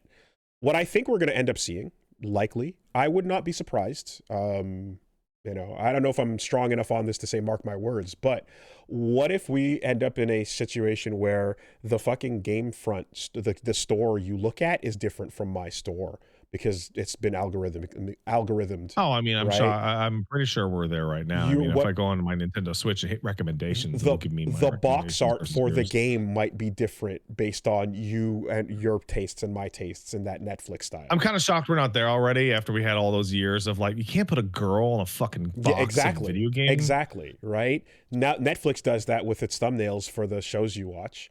And the A/B testing on thumbnails on YouTube is already a thing. I'm not going to be surprised if we go into the next generation of Game Store where the products showing up and the art for said products are all based on shit you've clicked on before and not actually what the game's official anything is. In addition to what I just said about trained profiles and auto settings and going in and creating a character for you, etc., and so on. So who knows? I don't see a lot of value in this. And I don't even mean like I'm an anti-AI hater, yada yada. I actually just genuinely don't see a lot of value in it for nearly anyone. I can see fucking, you know, Call of Duty bro just being like, whatever, just do the thing. I don't care. Run the game for me. Call of Duty bro doesn't play anything but multiplayer. Play FIFA for me, Siri. Play FIFA for me. I can see that. No, turn off. Fuck off. Stop it. Shut up. I think you can. There's a gun and ball gamer out there that's like, yeah, just do it. You know. So recently came on somebody talking about gun and ball gamers. Snoop Dogg. Oh yeah. Yeah, you're right. Yeah, Snoop Dogg. Yeah, you're right. And basically they were putting forth this idea that like people who exclusively play multiplayer games don't actually like video games at all. They just happen to be the most convenient social output that they can get a hold of. Oh, that's elitist gatekeepy shit. What? I can see it in your mind. I can see it. It's not right for me to agree with this. Because basically the idea is that if you offered up these people a way to have like a sports league in their town where they'd actually play soccer that was just as convenient, that they would probably rather do that. Because it's the inverse of any game is better with friends. It's like, because the friends is the appeal.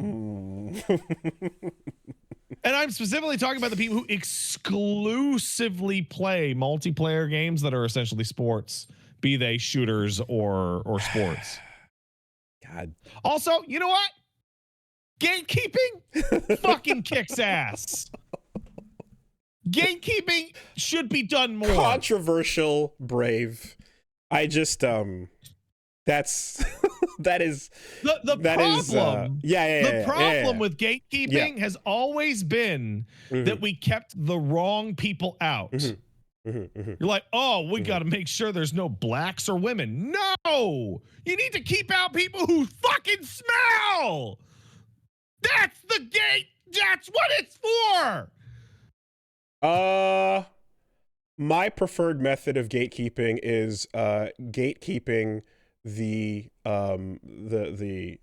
companies out of buying their way into the things I like. So one good crushing force will be unmarketable, unpurchasable, dude, I saw a unco-optable. guy trying to get in contact with you to change the thumbnail because it's showing up on like his work computer for crushing force. And I saw that and I was like, he's never gonna change that thumbnail, bro. Never in a million fucking years. Oh, I'm sorry, but welcome to Wooly Versus, my friend. You're here. Never, you're here. dude. You're here now. And full credit to Solidus on that pick, because that's a perfect encapsulation. Right? With the centaur, with the skunk tour. Yeah. No, gatekeeping rules actually. So we should gatekeep more. I again, if we gate kept like the Saudis out of the FGC with games like Crushing Force. That's not gatekeeping. That's not moneyed. Gatekeeping is not the fucking pushing out of the rent lowering shots. The rent lowering shots. Unless you're the government, you don't have the ability to gatekeep the Saudis out. Money. Actually, in fact, one person. Who owned Evo? I mean, a couple different companies, and then RTS. Okay, it was there. Pokimane. Who owned Evo originally? I mean, the Cannons, you know. Okay, it was their job to gatekeep them. And then Double Perfect or Triple Perfect, or yeah. Now, to be fair, before Pokimane, I'm going to assume they were given a big old bag of money. Yeah. Mm-hmm. So they opened the gate a little bit. And you know what? I would have probably made the same decision. I'd like a big bag of money for Evo. I mean, everybody who does anything is you get the big bag money, and then you leave it and you go like, I don't know, we'll see what happens. But anyways. So that is one of the things that came up this week. Something else that got interesting. So last week we were talking about Sony shutting down Bluepoint and how that spells pretty much the death of a Bloodborne remake. And well, there's more. There is more, right? So follow up interview. Here we go. Bloomberg had an article where they broke it down a little bit more, and speaking to Yoshida, he says, though he's not directly involved, he doesn't know for sure. He has a theory, quote unquote. And the exact wording is, my theory is, because I remember Miyazaki-san really loved Bloodborne, what he created, I think he's interested in remaking the game, but he's so successful and so busy that he cannot do it himself, but he doesn't want anyone else to touch it. So that's my theory, and PlayStation would respect his wishes. Right? So that is from someone who was originally in a position in the know, not currently there, but putting that out there as it's specifically FromSoft saying they don't want Bluepoint to remake Bloodborne because it's something that they want to do themselves, right? Believable as a thought if you're like, yeah, this is a property they love and care enough about. And maybe there's even the thing that they did. Maybe you can even go like, they didn't like the Bluepoint remake of Demon Souls for various reasons. Maybe they didn't like the artwork, the art changes, or some of the other things. Because there was a couple things that they took liberties on that were not one to one, right? But the problem is FromSoft is not in charge of what happens to that license. Sony is. That's true. So it might just be a matter of like, okay, well, PlayStation is just simply deferring to the wishes of Miyazaki and FromSoft. I mean, if I was doing Sony stuff, I wouldn't want Game of the Year hitmaker From Software to be mad at me for remaking a game against their wishes. But this is the question, because some people are challenging this statement and saying that I think that might not be true because it's not up to FromSoft. But the question is it is up to Sony. We know that they own Bloodborne. But is Sony simply going, we could force a Bloodborne remake and at FromSoft's ire, and we are choosing not to do so that we don't piss them off, and thus we're leaving all that money on the table? There's a part of this that I feel like I haven't seen anyone bring up, but like this statement by Yoshida like reads weird to me because it's not being contextualized properly. Because it's like former PlayStation head Yoshi P says this, but what it actually should say is guy who tried to kill Demon Souls has idea as to why no Bloodborne remake. It reads the way we talk about things that we might have heard at the water cooler. Yeah. Sping, I have a theory about something is us sitting here going, oh no. That's what I'm hearing. Oh, you have a theory, do you?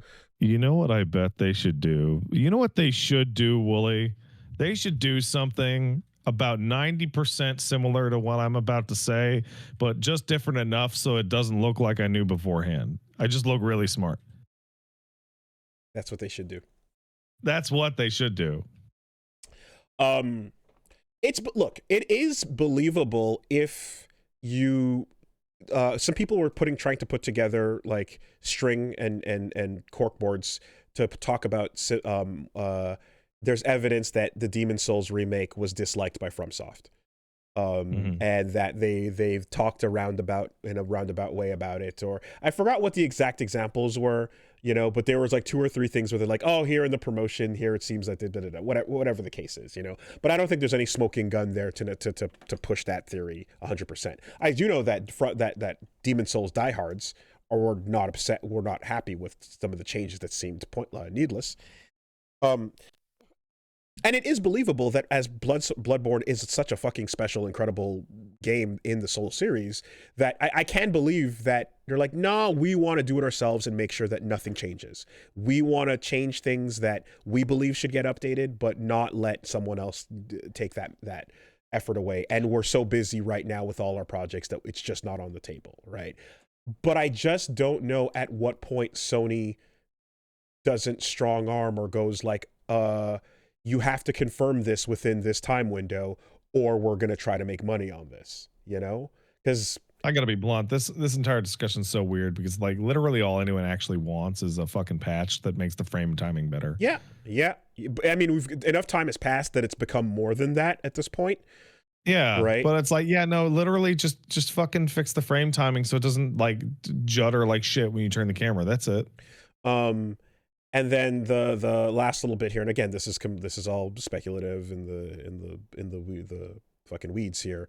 But Lance McDonald, who did the 60 frame per second mod, and has talked about a bunch of stuff with this, said that he's like, it's not from, he doesn't believe it. It's not From Software that rejected Bluepoint's pitch for a Bloodborne remake. It's the PlayStation told Bluepoint that From Software rejected the pitch, which is extremely unlikely to have actually been true considering how many other things PlayStation lied to Bluepoint about. There was a point here where he describes them like basically like Sony reps kind of making shit up while he was speaking to them. Oh yeah, I've had PlayStation Studio staff literally tell me we are working on Bloodborne 2 quote unquote before. Sometimes these people just say shit because they take random words of their colleagues as gospel. They're actually just morons. So they're just. I will back that up. They're like people who should know better will say crazy nonsense. So people just working at Sony are just lying about shit. And this, in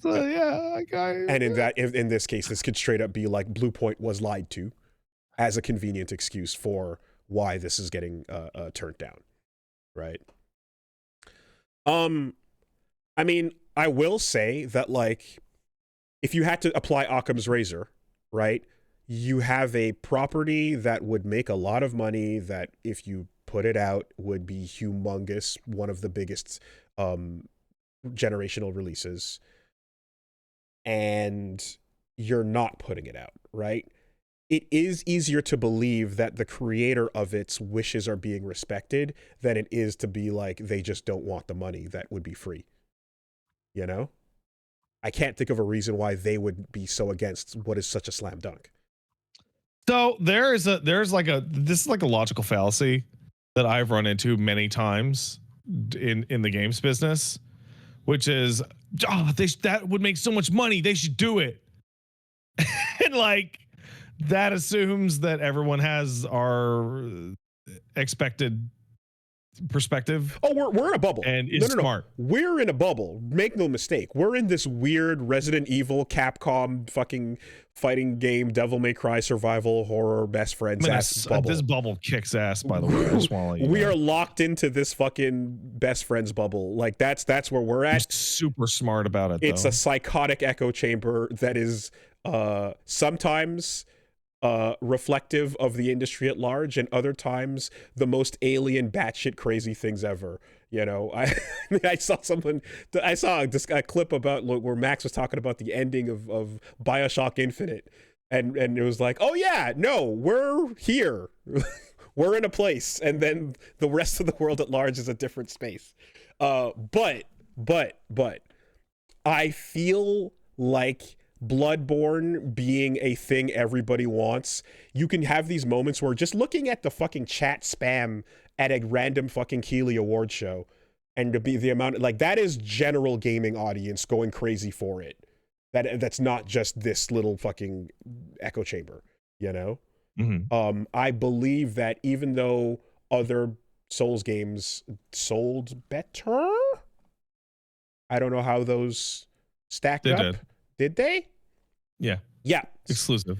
Exclusive versus non-exclusive. Yeah. So even though other Soul games sold better, that of the things that Sony would want to fucking like again cash in on of recent generations, Last of Us, Spider-Man, fucking pushing God of War, pushing Horizon, all these things, like it feels like if they had the ability to do so and maximize on it, they would throw Bloodborne on that list. It's, again, like it feels like it's a free fucking cash out. Maybe that's not an accurate assessment. Maybe there are things going on behind the scenes we don't know about. But I feel like there is, because it's actually kind of strange the game hasn't received any patch whatsoever. Not even like a tweak or it unlocks the ability to use like PS5's extra resources, like nothing. But it's not like we're talking about Gravity Rush. You know what I mean? Like, oh yeah. Hey, there's others. Do you have the Sony news about the PC ports? No. So there's rumblings that Sony is not happy with their PC port strategy. Oh. And that the like Ghost of Yotei may, for example, never come to PC. They may be stopping that going forward. It's not promoting the new release enough. So Sony. So here's the thing. I love the Sony games releasing on my personal computer. I played Ghost of Tsushima on my PC, and I thought that was awesome. I think that they actually came out and said, this is why we're doing this, and it might be the stupidest fucking plan I've ever heard. Their idea is basically, when Spider-Man 2 comes out, we'll put Spider-Man 1 on the PC, and you'll be so fucking hyped up to play Spider-Man, you'll go out and buy a PS5 to play Spider-Man 2. But Pat, and like, with what fucking money, dude? Pat, what if I'm patient?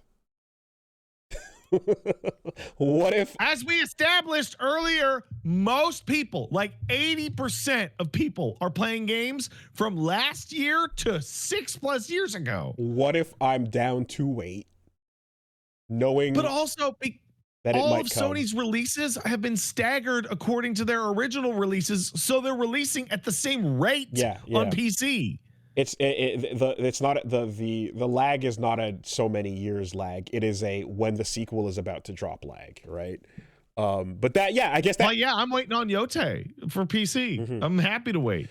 It's not like there's not literally. I have like 40 games installed on my computer right now, and I'm just rerunning RE9 at night.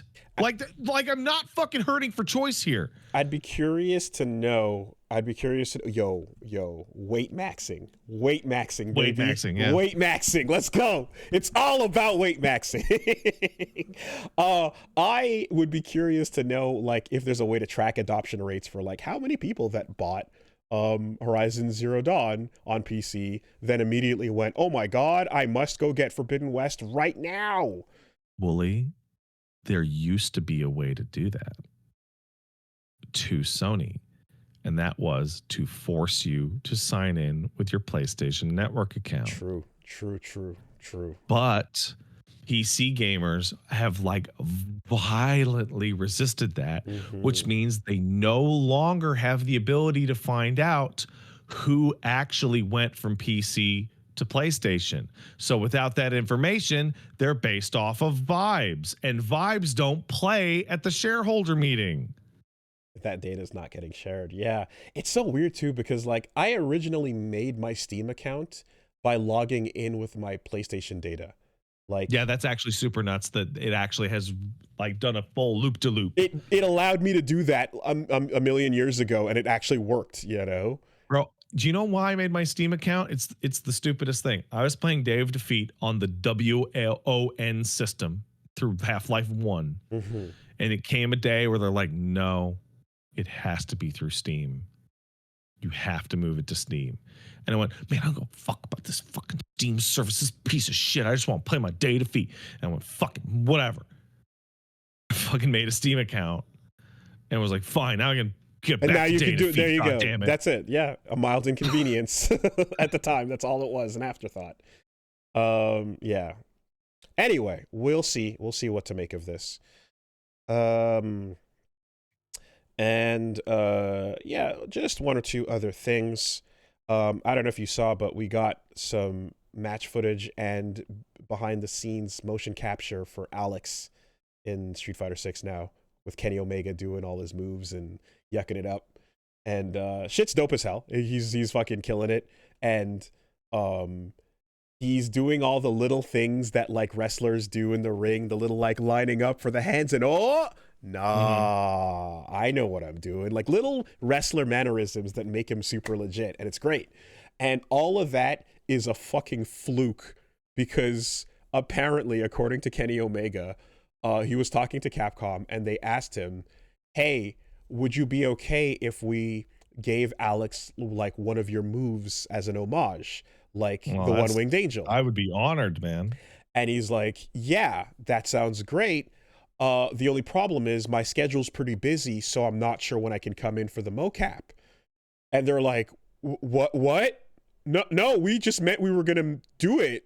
You're down to do mocap? And he's like, oh, you didn't mean you wanted me to come in? I thought that's what you meant. And so they're like, yeah, no, get the fuck in here. Do it, please. That's great. Crossed wires, right? But for good. Yeah. And so he came in and then he did the mocap for the One-Winged Angel. And then he's like, yeah, I'm going to just do this move set. And so he's doing all the suplexes and bombs and fucking all the taunts and the walkouts and the and everything to add that extra flavor to make him like a real wrestler. But that was, so he became the full mocap performer for Alex. But he was originally just like saying yes to, yeah, you can put my move in, sure. You know? Yeah. Great stuff, man. I got a fucking quote that just came out. Oh no, it's from February. It's from Brandon Sheffield. Mm-hmm. He's worked on some PlayStation games. I remember. I can find you 10 companies that have pitched a Bloodborne sequel, spin-off, or remake, including mine. It's just not going to happen unless FromSoft decides they want to do it. Okay. So there's credence to that side. Yeah. All right. Yeah. Well, that's that then. Yeah. I like it's easy to believe that Miyazaki's like, nope, no one's touching it but me. That's an easy answer. Well, you know? There was a quote I do remember where he's like, oh man, I'd like to do it someday, but I'm just so busy. Mm-hmm, mm-hmm. And it can also simultaneously be true that Sony can say, fuck you, we're doing it anyway, and sour the relationship. I wouldn't do that. Yeah. That's it. Yeah. Okay. And let's see. I guess there's like rumors going on now that like the next God of War game is going to not be about Kratos. It will there's leaks about a different protagonist taking over. Any details about who that would be? She. Who that would be? Yeah. So Faye. Is likely. And they also just had, considering Bluepoint just shut down for a canceled God of War game that was going to be a spin-off starring Atreus. I guess it makes sense that was going to be the deal. So Mom of War. I don't know.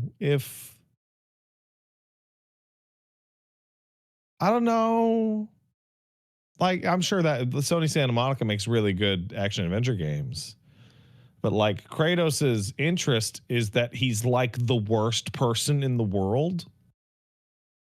And Faye seems chill. So from the little bits you get of her. So I haven't played Ragnarok, so I have no idea what she's like or what any of the... She's not in it. Oh, okay.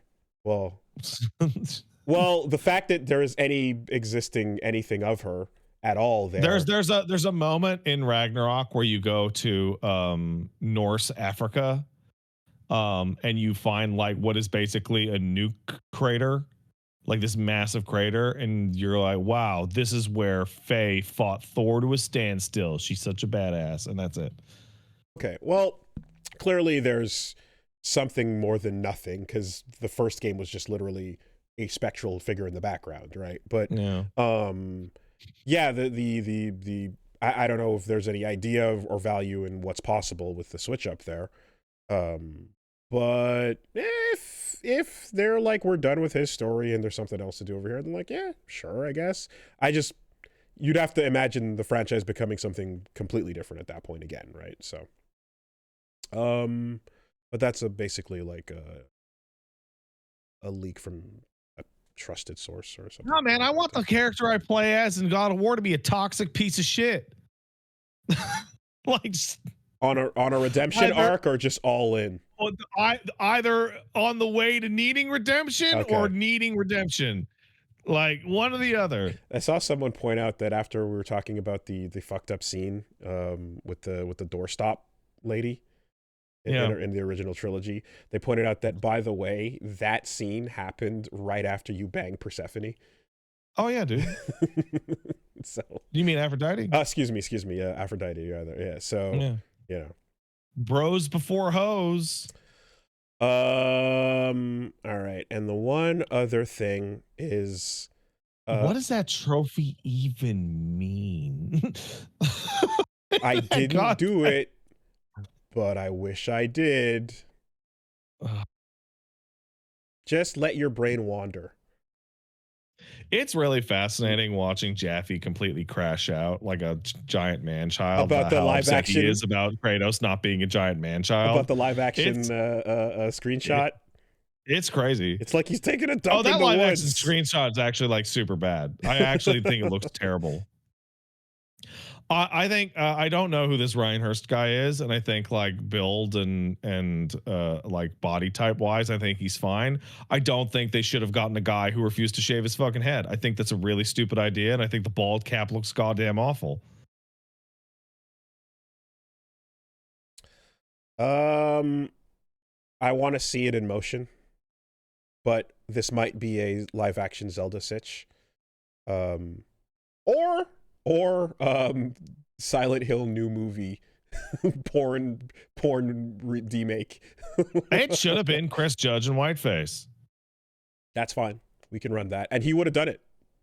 Chris Judge is also fucking huge. Chris Judge really embodies a lot of Kratos. I bet you there's audition tapes. Kratos is in whiteface. He's like a really tan Greek guy. He has ash. It's ash face. It's ash face. It's canonically ash face. There's no problem here. Yeah, we know that Kratos is. He's got the olive skin. He's a lot more tan than that. It's the ash on him that makes him look that pale. It's his actual skin tone is totally. It's darker. You know, casting a white guy is like a waste. All right, now I'm pushing it. All right, I'm gonna back it off. Or we can keep going to see how far this goes. I'm good for the day. No. Wait. Hold on. Don't stop here. Hey. No, I'm good. No. Hold on. Why? Listen. Hey, I see green lights all the way through, and I think you always see green lights. You're a toxic enabler. Is what you are. I think we should hit those green lights and see where they take us.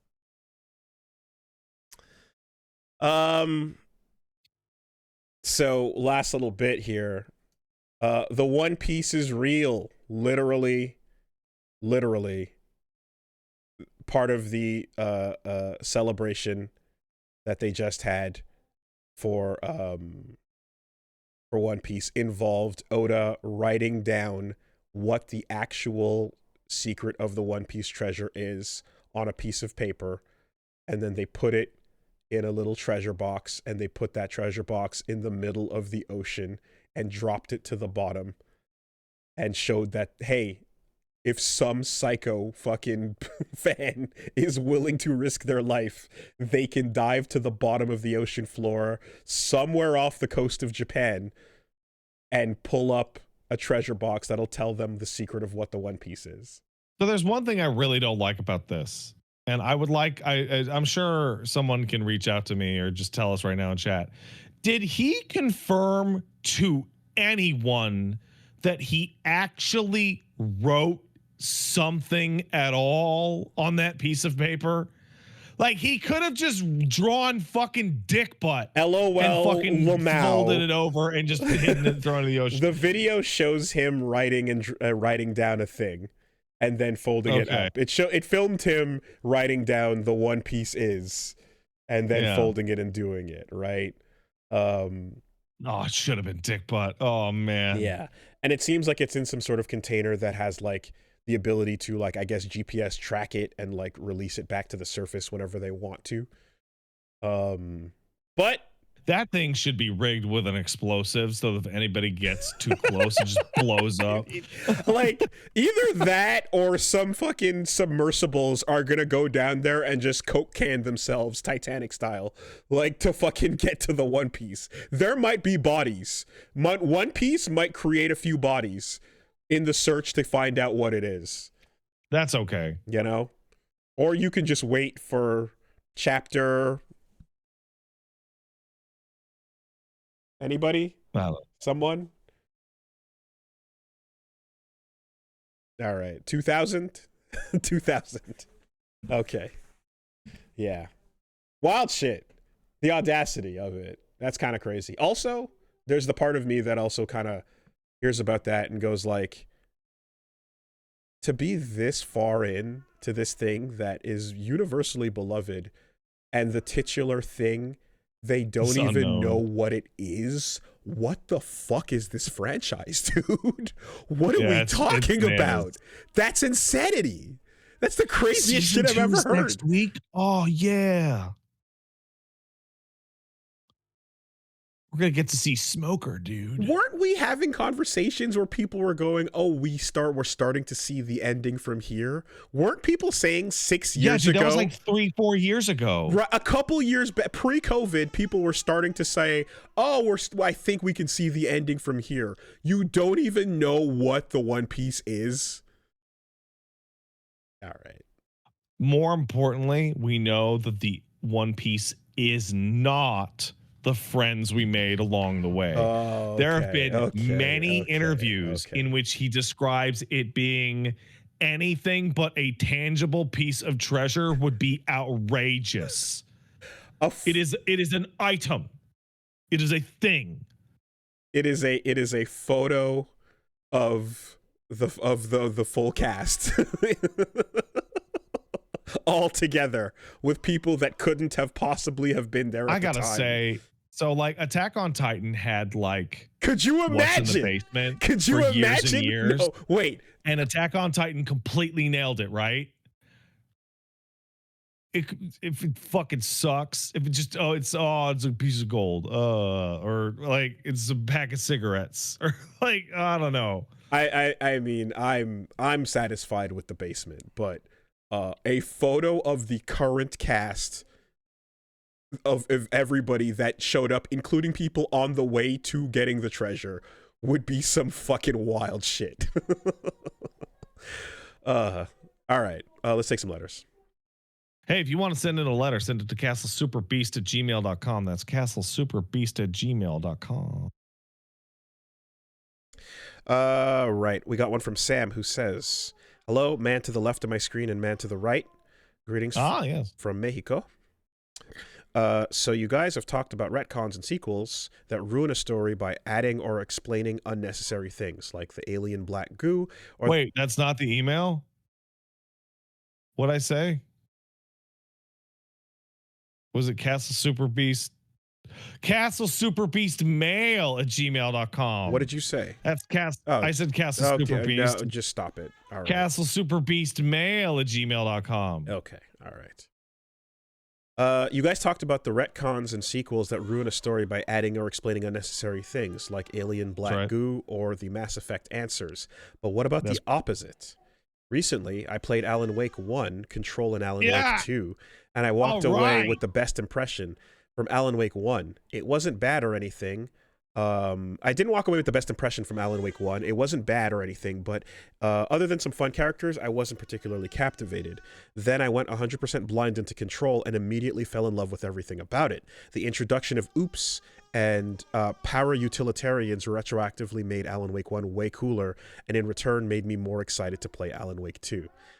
So do you have any examples of other media where the retcon actually improves or fixes the franchise?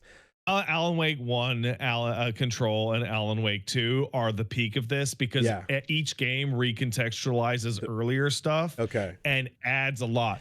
Alan Wake, and so Control adds a much wider scope to Alan Wake 1, and then Alan Wake 2 adds a much smaller scope to control, okay, because it's unclear as to whether or not Alan writes the events of Control or not. or vice versa. So like, which is what is feeding into what, and whichever game you're playing, that's the one that spawns the surface level other. Yeah, the top level game is the one you're currently playing, and the other is it's a sub-universe. so interesting. I like that idea, and I've only played Control there, but like the idea of the container thing is dope. But those are the types of things that can be done horribly wrong and ruin everything. See midichlorians, etc. We talked earlier today. I have mine, and I've said quite a few times that, you know, however folks feel about it, I fucking love the ending of the Phantom Pain. I love the reveal with Venom Snake, and I think it makes a lot of the shit in that franchise better to me, because the stuff pertaining to Big Boss and his legend and his fuckassery in not only in multiple locations at the same time, but also how he's larger than life and such a fucking hypocrite.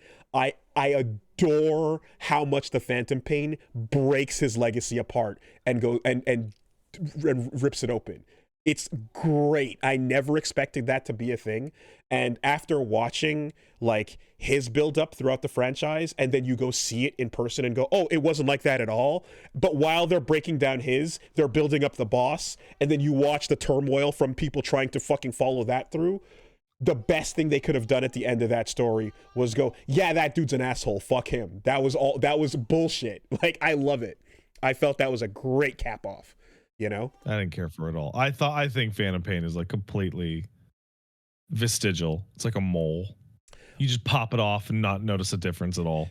You can, but I think that the idea of the legend being real, fuck that. I much more prefer the work, because look how much of a work with people like Ocelot and everything in the background. I much prefer the idea of like, no, this was crafted, and everything that people believe in the games later on is just kayfabe. It works so much better to me, you know. And you have Venom being like, fuck this piece of shit.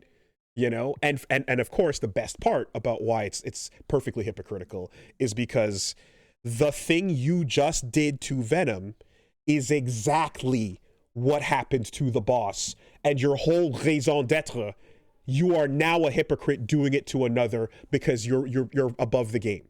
You don't see the players in it because you're too high above it, and you just did the same shit that set you on your path. I love that. So this is kind of glazing it a lot, because I recently played through Metal Gear 1 and 2, and Big Boss's motivation is, I love war forever, woo, and that's it. like I just played those last year. Yeah. And like all this build up to a guy who goes, I love war, soldiers forever, woo woo. It's like, no. Yeah. You got to give Kojima some leeway to make that ghost hand actually be mental gymnastics, you know? You got to give leeway. You got to give leeway for the sequels to fucking do some cartwheels. Like at the end of MGS4, and Kojima is running away from you going, at the end of MGS4, I got enough out of Big Boss to be like, this is a guy who is completely fucking full of shit, top to bottom, and has been for like 50 fucking years. Like every single fucking thing he says is complete bullshit and nonsense. Really, that's interesting, because given what you what you mentioned about RE, like he believes it. What you mentioned about RE9 just now, I remember having that thought literally with, this is good, isn't it? Like, he believes it. He believes it. He's fucking wrong. That's the problem. But he's standing earnest in it, and you're like, oh, this is mistake theory, not malice, right?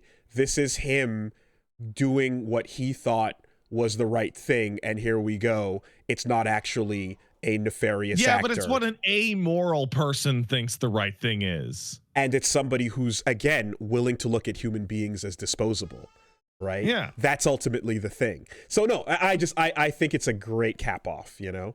as far as the retcon that makes it better. I enjoyed that one. No, fuck MGS5. We have ghosts that don't realize they're chasing the wrong person. That's fucking stupid.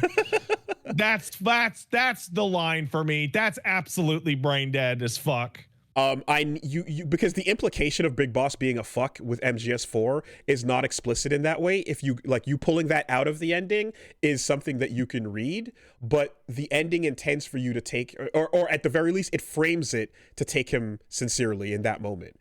Cutting to black on, this is good, isn't it? Right? And here you are left unambiguously forced to look at Big Boss as an asshole. You cannot live in denial anymore. Because I burned him with the fucking lighter. I think but he was like, moo ha ha ha, I'm gonna get you, Snake. Yeah, I think there's value. I think there's value in forcing the player to look at him as an asshole. Yeah. All right. It's such an interesting juxtaposition because like most people didn't play Metal Gear 1 and 2, right? And most people start with Metal Gear Solid 1 and like all of its ancient history and Big Boss is lionized. But in 1 and 2, he's a fucking cartoon villain with Sean Connery's fucking face that I burned with a lighter.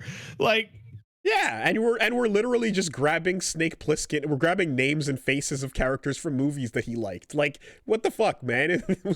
He was like, Big Boss, the greatest that was I burned that motherfucker with bug spray. He's a bitch. I like military jargon and action movies. I'm gonna put them all together, Sure. But then as time goes on, it gets a little more sophisticated and he starts fucking spitting. And then next thing you know, he's predicting 9/11. And fast forward to Death Stranding and COVID, and you let Kojima cook and it goes too far. But here we are, but here we are. And you gotta go look back on it and go, okay, what the fuck was that actually about? And I enjoyed the ride.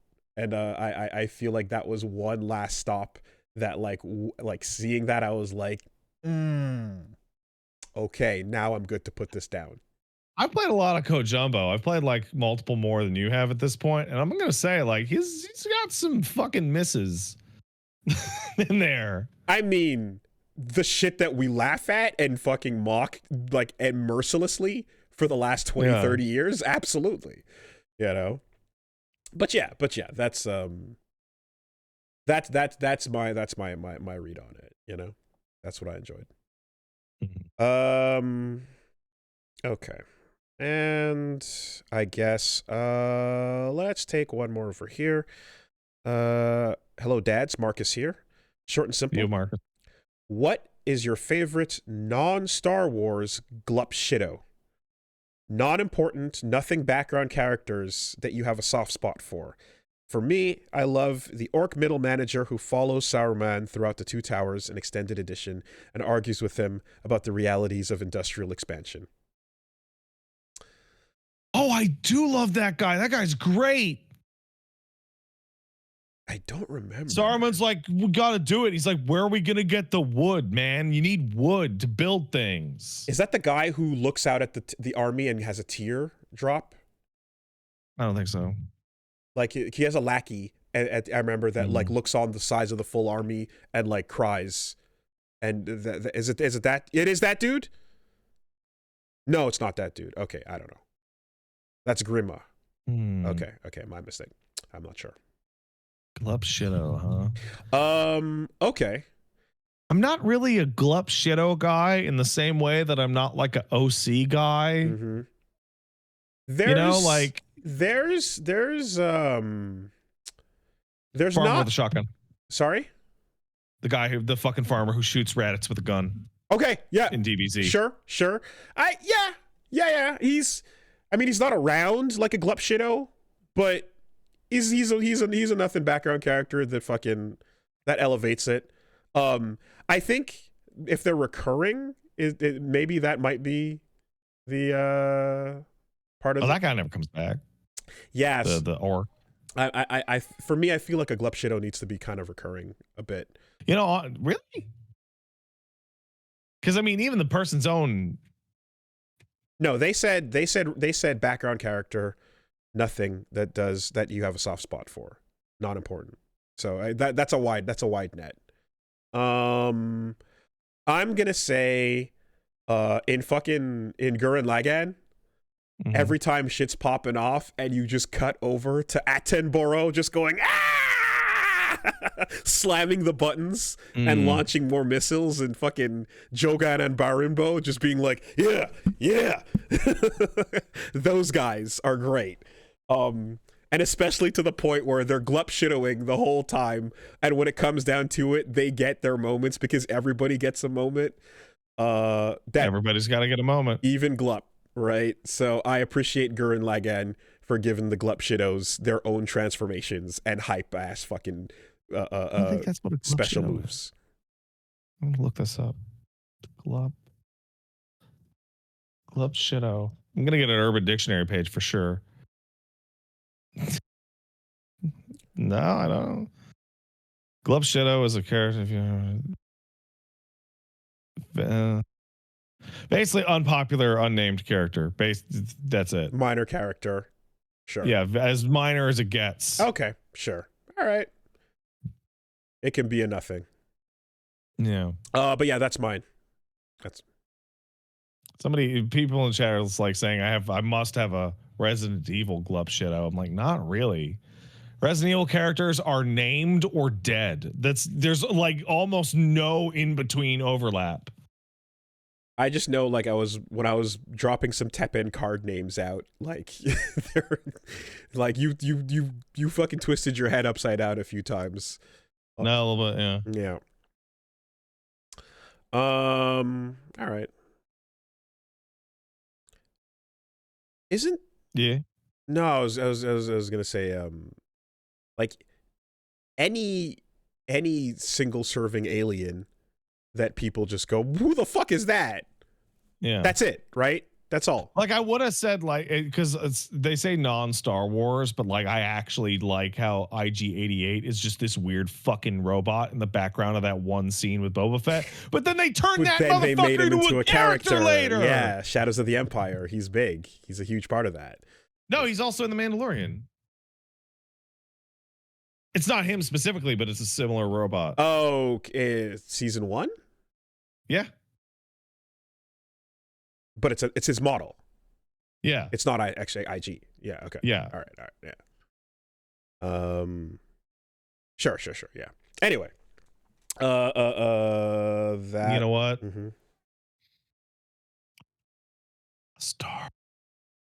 You cut out, say it again. Star Trek. Oh. There's too many. There's way too many. Oh my! There's like so every many. one-off nonsense episode. Yeah. Every episode. Every single fucking episode. Is Star Trek not just Glup Shitto the series? The Adventures of Glup Shitto? It really is. That's all Star Trek is. If it's minor character that nobody who is into the series would know about, but who I really like, I would go with Morn, who is a Cheers reference. Norm? No, Morn. Do they say it like that when he walks into? They do say it like that. Is it in whatever, the Ferengis bar? In Deep Space Nine, he's an alien with no lines. Oh my god. He is sitting at the bar damn near every single episode, never speaks, but whenever somebody refers to hanging out with Morn, they're like, oh my god, he never shuts up. Okay. And every time he's about to speak, he gets cut off or something happens or an alarm goes off. That's pretty good. That's not bad. It's really good. It's a great fucking bit. At the buzzer? He even dies and then walks into his own funeral to sit at his spot. That's pretty good. That's great. Okay, solid bit. Bully, one day you're gonna watch Star Trek, and it is the greatest writing exercise of all time. It's a setting in which you could write any goddamn story you want with absolutely no limits on time, budget, or quality. Do you want to make the shittiest episode of TV you've ever seen in your fucking life? Go for it. We'll have a good one next week. Don't worry about it. And I would argue that the fact that you're talking about it 30 years later means it succeeded. It's pretty good. Me and Paige and Eli used to play a game, which is this happened in Star Trek, and she would go, "Fuck no, it didn't." And we'd be like, "It fucking did." Yeah. At the buzzer, I'm gonna throw out Avatar, Foaming Mouth Guy, and Cabbages Guy. Avatar, Foaming Mouth Guy. Which one's that? So in Avatar, there's the Cabbages Guy who has a cabbage cart and it keeps getting busted open. I know the Cabbages Guy, but who's Foaming Mouth Guy? Foaming Mouth Guy like freaks out when Aang does his airbending tricks and he goes, "Oh my god!" and falls over. Oh yeah, I remember him. He just literally foams out the mouth and freaks out and passes out on the ground. That's a good glup shitto right there. All right. Have a good one, everybody.